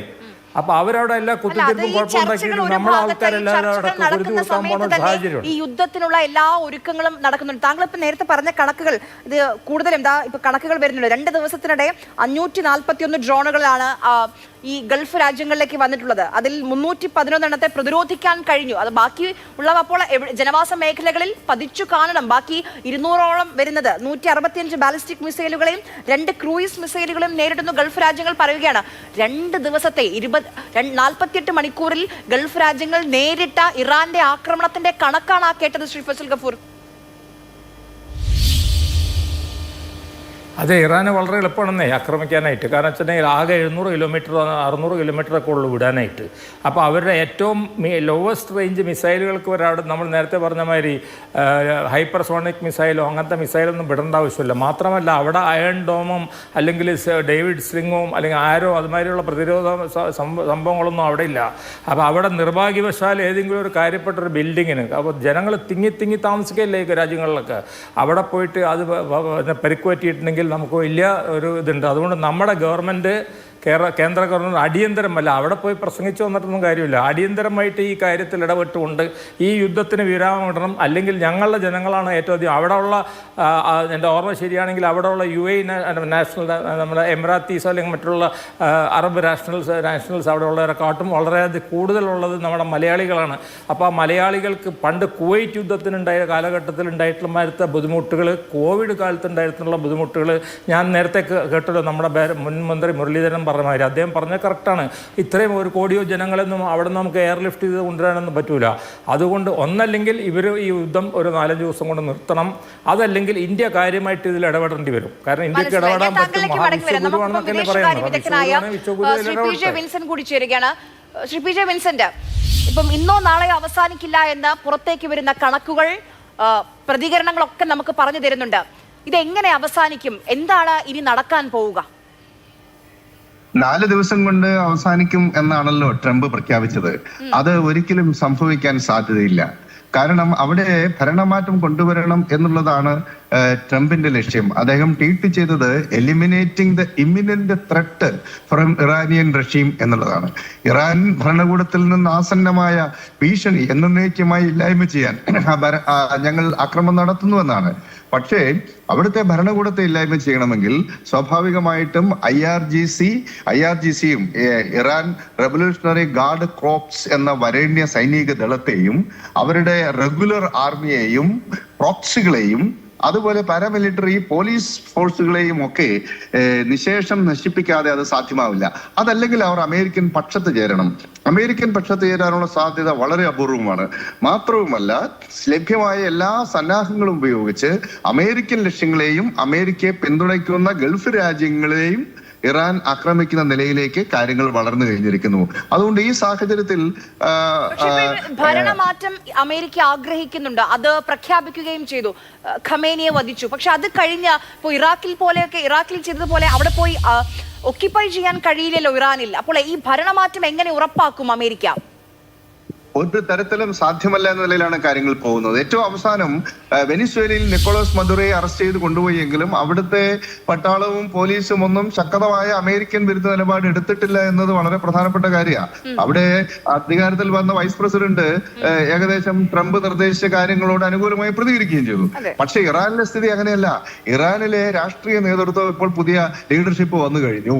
അതുപോലെ അവരുടെ സൈനിക ദളങ്ങൾ എല്ലാം തന്നെ ശക്തമായ തിരിച്ചടി നൽകിക്കൊണ്ടിരിക്കുകയാണ്.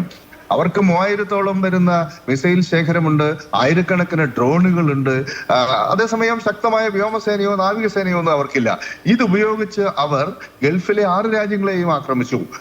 അതുപോലെ സൈപ്രസിലേക്ക് ആക്രമണം നടത്തി. ഇപ്പോൾ അമേരിക്കയുടെ എന്താ പറയാ അഭിമാന സ്തംഭമായിട്ടുള്ള വിമാനവാഹിനി കപ്പൽ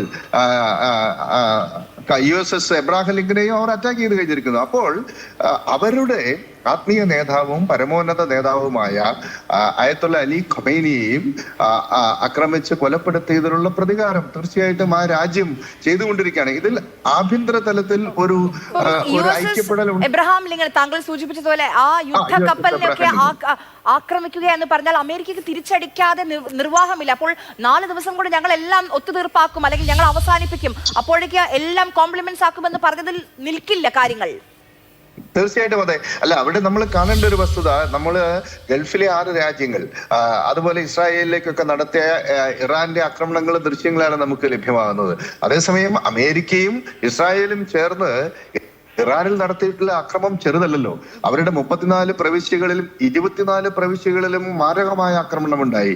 അവരുടെ മഹാനഗരങ്ങൾ ടെഹ്റാനും ഇസ്ഫഹാൻ അടക്കമുള്ള മഹാനഗരങ്ങൾ മുഴുവനും ആക്രമണത്തിന് വിധേയമായി. 100 ആളുകൾ കൊല ചെയ്യപ്പെട്ടു. സ്കൂളിന് പോലും പെൺകുട്ടികൾ മരിക്കുന്ന സാഹചര്യം ഉണ്ടായി. അപ്പോൾ ഇറാനിൽ ഉടനീളം ആക്രമണ പരമ്പര ഉണ്ടായി എന്നുള്ളതാണ് നമുക്ക് കിട്ടുന്ന വിവരം. അപ്പൊ അതിനോട് ആ രാജ്യം സ്വാഭാവികമായിട്ടും അതിന് സാധ്യമായ എല്ലാ ആയുധങ്ങളും പ്രയോഗിച്ച് അവർ പ്രതികരിക്കും. അതിന്റെ ഭാഗമായിട്ടാണ് ഇപ്പോൾ ഗൾഫ് രാജ്യങ്ങൾക്ക് നേരെയും അതുപോലെ അമേരിക്കയെ പിന്തുണയ്ക്കുന്ന സൈപ്രസിലെ അമേരിക്കൻ താവളം അടക്കം ആക്രമണത്തിന് വിധേയമാകുന്നത്, ഇറാൻ ആക്രമിക്കുന്നത്. അപ്പോൾ അതുകൊണ്ട് ഒമാന്റെ കാര്യമോ Shri P J Vincent? Oman ഇതുവരെ എന്നും ഇറാന്റെ നല്ല സുഹൃത്തായിരുന്നു. ഒമാന്റെ കാര്യത്തിൽ വളരെ പ്രസക്തമായ ഒരു കാര്യം, അവരുടെ ദുഃഖം എന്ന് പറയുന്ന പോർട്ടുണ്ട്. ആ പോർട്ടില് ഇന്ത്യയുടെ INS വിക്രാന്ത് അടക്കമുള്ള കപ്പലുകൾ, യുദ്ധക്കപ്പലുകൾ നങ്കൂരമിടുന്ന സ്ഥലമാണ്. അതുകൊണ്ട് തന്നെ ഒരു പക്ഷേ തന്ത്രപരമായ വിവരങ്ങൾ കൈമാറ്റം ചെയ്യാനുള്ള ധാരണ നിലനിൽക്കുന്നതിനാൽ ഇസ്രായേലുമായിട്ട് ഒരുപക്ഷെ ഇന്ത്യയും ഐക്യപ്പെടാനുള്ള ഒരു സാധ്യത ഞാൻ മുന്നിൽ കാണുന്നുണ്ട്. ഇറാനിലെ ചബഹാർ തുറമുഖം ഇന്ത്യയാണ് ഓപ്പറേറ്റ് ചെയ്യുന്നത്. അപ്പൊ അത്തരം സാഹചര്യങ്ങൾ കൂടി നമുക്ക് പൂർണ്ണമായി ഒഴിവാക്കാൻ സാധിക്കില്ല. അതുകൊണ്ടായിരിക്കാം ഒരുപക്ഷെ ഒമാനിൽ അവർ നടത്തിയിട്ടുള്ള ആക്രമണം പ്രധാനമായും ഈ ദുഃഖം തുറമുഖം കേന്ദ്രീകരിച്ചാണ്. അത് പ്രധാനപ്പെട്ട ഒരു നാവിക താവളമാണ്. ഇന്ത്യക്ക് അവിടെ ഓപ്പറേഷണൽ റൈറ്റ്സ് ഉണ്ട്. ഇന്ത്യയുടെ സൈനിക യുദ്ധക്കപ്പലുകൾ ഓപ്പറേഷണൽ ബേസ് ആയിട്ട് ഉപയോഗിക്കുന്ന ഒരു തുറമുഖം കൂടിയാണ്. മസ്കറ്റും അതുപോലെ ഹാദി തുറമുഖവും ഒക്കെ ഇന്ത്യയുടെ നാവിക കപ്പലുകൾ ഒക്കെ ഓപ്പറേഷണൽ ബേസ് ആയിട്ട് ഉപയോഗിക്കും. നിർമ്മൽ എബ്രഹാം, നമുക്ക് അറിയാം ഈ മേഖലയിൽ 1 കോടിക്കടുത്ത് ഇന്ത്യക്കാരുണ്ട്. അപ്പം ഇന്ത്യയെ സംബന്ധിച്ച് ഏറ്റവും സസൂക്ഷ്മമായ ഓരോ കാര്യങ്ങളും ഓരോ ചലനങ്ങളും നമ്മൾ നിരീക്ഷിച്ചു വരികയാണ്. കഴിഞ്ഞ ദിവസമാണ് നമ്മുടെ പ്രധാനമന്ത്രി ഇസ്രായേലിൽ പോയത്, അവരുടെ പരമോന്നത ബഹുമതിയൊക്കെ സ്വീകരിച്ചത്. ഇറാനുമായും എന്നും നല്ല ബന്ധമാണ്, വർഷങ്ങളായി നല്ല ബന്ധമാണ്. പക്ഷേ ഇപ്പോൾ ലോകരാഷ്ട്രങ്ങളുടെ ഭാഗത്തു നിന്ന് പ്രതികരണങ്ങൾ വരുമ്പോൾ പക്ഷം ചേരുന്നുണ്ട്. റഷ്യ, ചൈന ഒരു പക്ഷത്തേക്ക് നീങ്ങുന്നു, മറ്റു രാജ്യങ്ങൾ അങ്ങനെ. പണ്ടൊക്കെ ആണെങ്കിൽ യുദ്ധം അവസാനിപ്പിക്കൂ, സമാധാനത്തിലേക്ക് വരൂ, ചർച്ചകൾ നടക്കട്ടെ, നയതന്ത്ര തലത്തിൽ ചർച്ചകളാവട്ടെ എന്ന പ്രതികരണങ്ങളാണെങ്കിൽ ഇപ്പോൾ ഇത്തവണ അങ്ങനെയല്ല. പക്ഷം പിടിക്കുന്നുണ്ട് രാജ്യങ്ങൾ. ഇന്ത്യക്കും പക്ഷം പിടിക്കേണ്ടി വരുമോ?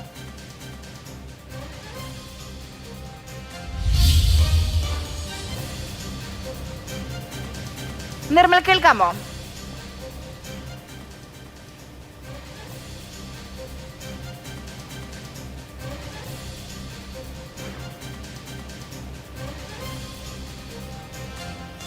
നിർമ്മൽ കേൾക്കാമോ?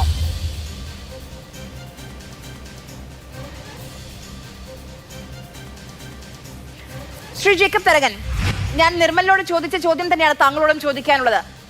ഇന്ത്യക്ക് ഇനി ഇങ്ങനെ സമാധാനം എന്ന് പറഞ്ഞ് മാത്രം നിൽക്കാൻ കഴിയുമോ? അതല്ലെങ്കിൽ ഇപ്പോൾ കാര്യങ്ങൾ കൈവിട്ടു പോകുന്ന സ്ഥിതിയിലേക്ക് എത്തുകയാണ്.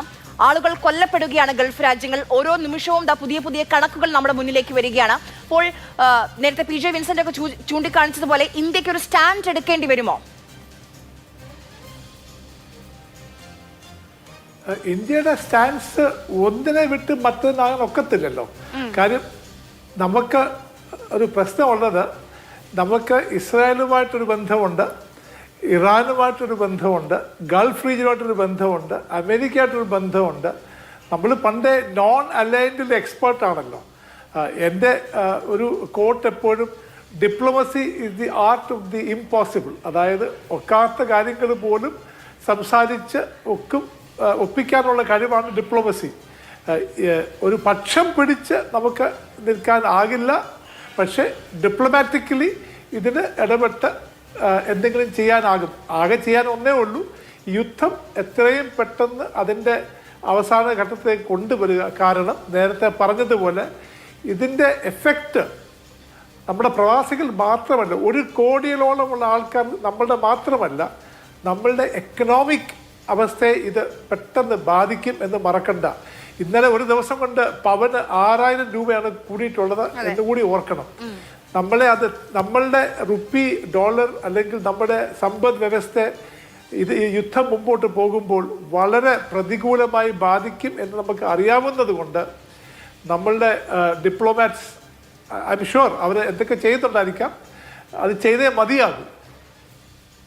ശരി, ശ്രീ ഫസൽ ഗഫൂർ, അവസാനമായി ഇതിപ്പം നമ്മളെ ഓരോരുത്തരെയും ബാധിക്കുന്ന വിഷയമാണ്. താങ്കൾ നേരത്തെ ചൂണ്ടിക്കാണിച്ചു എണ്ണവിലയെക്കുറിച്ച്. അങ്ങനെ പെട്രോൾ വില കൂടും, ഡീസൽ വില കൂടും, ചരക്ക് ഗതാഗതം അത് വൈകുന്തോറും ഇവിടേക്ക് വരുന്ന സാധനങ്ങളുടെ ഉൽപ്പന്നങ്ങളുടെ വില കൂടും. അപ്പം ഇത് ഈ യുദ്ധം ശരിക്കും പറഞ്ഞാൽ നമ്മുടെ വീട്ടിന്റെ മുറ്റത്ത് നടക്കുന്നു എന്ന് പറഞ്ഞാൽ അതിൽ തെറ്റില്ല.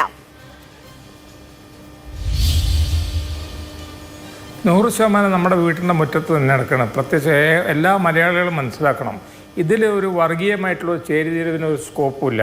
ഇതൊരു സാമ്പത്തികമായിട്ടുള്ളൊരു ഏറ്റുമുട്ടലാണ്. ഇസ്രായേൽ കാര്യം വേറെയാണ്. പക്ഷേ അമേരിക്കയുടെ ഈ ഇടപെടലും അനന്തരമായിട്ട് ഗൾഫ് രാജ്യങ്ങൾ അതിൻ്റെ ഉള്ളിലോട്ട് വന്നതും ഒരു വേറെ വ്യത്യസ്തമായ ഒരു സിനേറിയോ ഉണ്ടാക്കിയാണ്. ഇപ്പോൾ തന്നെ നമ്മൾ ഈ ചർച്ച നടത്തുമ്പോൾ കേൾക്കുന്ന ആൾക്കാരിൽ ഒരു നല്ലൊരു വിഭാഗം ആൾക്കാർ പറയും അത് ഇവരൊക്കെ ഇറാനെ സപ്പോർട്ട് ചെയ്തു, മറ്റൊരു ശരിയായില്ല, മറ്റൊരു പറയും അത് ഇറാനെ സപ്പോർട്ട് ചെയ്തതാണ് ശരി. നമ്മുടെ കൂട്ടത്തിൽ തന്നെ മലയാളികൾ തന്നെ ഗൾഫിലുള്ളവർ തന്നെ പറയാൻ പോകുന്നു. അപ്പോൾ അതുകൊണ്ട് നേരത്തെ പറഞ്ഞ മാതിരി ഞാൻ പേജർ പറഞ്ഞതിന് അനുബന്ധമായിട്ട് പറയുകയാണ്, politics is the art of managing contra indications എന്നുള്ളതാണ്. അപ്പോൾ നമുക്കിവിടെ തീർച്ചയായിട്ടും ഒരു സംശയം വേണ്ട, നമ്മളിതിൽ ഡിപ്ലോമസി ഉണ്ട്, നമ്മൾ ആ ഡിപ്ലോമസിയിൽ നമ്മൾ ഇടപെടണം. കാരണം നമ്മളെല്ലാ നിലക്കും ബാധിക്കുന്ന ഒരു കാര്യമാണ്. എല്ലാ നിലക്കെന്ന് വെച്ചാൽ അതിന് നോട്ട് ഓൺലി നമ്മൾ എക്കണോമിക്കാണ്, അതിൻ്റെ റിലീജിയസ് മാറ്റർ ഉണ്ട്. കാരണം ഇവിടെ വേറെ പ്രശ്നം ഞാൻ ഓൾറെഡി പറഞ്ഞു, ഇന്ത്യയിലെ മുസ്ലിമുകളിൽ 100% സുന്നികളാണ്. അപ്പോൾ അതുകൊണ്ട് അവർ ഉള്ളിൽ ഇറാൻ ഒരിക്കലും അനുകൂലമല്ല. എന്നാൽ അവർ അമേരിക്കൻ സാമ്രാജ്യത്വത്തിനും എതിരാണ്, അവർ ഇസ്രായേലിനും എതിരാണ്. അപ്പോൾ വളരെ കോൺട്രഡിക്ഷൻസ് ഉള്ള ഒരു സിനേറിയാണ് നമ്മൾ നടന്നു പോകുന്നത്. ആ ഒരു ഘട്ടത്തിൽ ഇന്ത്യ ഒരു പ്രോ ആക്റ്റീവ് റോൾ പ്ലേ ചെയ്യണം. അതിന് യാതൊരു തർക്കമില്ല. അതാണ് ഞാൻ പറഞ്ഞത്, പ്രധാനമന്ത്രി അവിടെ പോയല്ലോ, ഇസ്രായേലിൽ പോയല്ലോ, അമേരിക്കയായിട്ട് നല്ല ബന്ധമാണെന്ന് പറയുന്നു. അമേരിക്ക പറയുന്നത് എന്ത്, ഞങ്ങളാണ് പാകിസ്ഥാനെതിരായിട്ടുള്ള യുദ്ധം നിർത്തിയെന്ന് പറയുന്നു. അതേസമയം റഷ്യയായിട്ട് ഇന്നും റഷ്യയാണ് നമുക്ക് ഏറ്റവും അധികം ആയുധങ്ങൾ സപ്ലൈ ചെയ്യുന്നത്. നമുക്ക് ബന്ധമില്ലാത്തതെന്ന് പറഞ്ഞാൽ പാകിസ്ഥാനും ചൈനയായിട്ട്. ഇന്നത്തെ ഒരു സാഹചര്യം നോക്കുമ്പോൾ പാകിസ്ഥാനും ചൈനയായിട്ട് മാത്രമേ നമുക്കൊരു വിരോധമുള്ളൂ. ബാക്കിയുള്ള രാജ്യങ്ങളോടൊക്കെ ആയിട്ട് നമുക്ക് നല്ലൊരു തരത്തിൽ നല്ല സാമ്പത്തികമായിട്ടും നയതന്ത്രപരമായിട്ടും ബന്ധമായിട്ടും എല്ലാ കാര്യങ്ങളും പക്ഷത്ത് നിന്ന് മാത്രമേ നമുക്ക് സംസാരിക്കാൻ കഴിയുകയുള്ളൂ. അങ്ങനെ മാത്രമേ നമുക്ക് പ്രതികരിക്കാനും കഴിയുള്ളൂ. ഫസൽ ഗഫൂർ പറഞ്ഞതുപോലെ നമുക്കിടയിൽ പോലും 2 പക്ഷമുണ്ടാകും. ഏത് പക്ഷത്തായാലും മരിച്ചു വീഴുന്നത്, കൊല്ലപ്പെടുന്നത് സാധാരണക്കാരായ മനുഷ്യരാണ്. അപ്പോൾ വേദനയോടുകൂടി മാത്രമേ ഏത് യുദ്ധത്തെക്കുറിച്ചാണെങ്കിലും സംസാരിക്കാൻ കഴിയുകയുള്ളൂ. എത്രയും പെട്ടെന്ന് ഈ അശാന്തി, ഈ സംഘർഷം അവസാനിച്ച ശാന്തത, സമാധാനം പുനഃസ്ഥാപിക്കപ്പെടട്ടെ എന്ന പ്രതീക്ഷയോടുകൂടി ഇന്നത്തെ സൂപ്പർ പ്രൈം ടൈം അവസാനിപ്പിക്കുന്നു.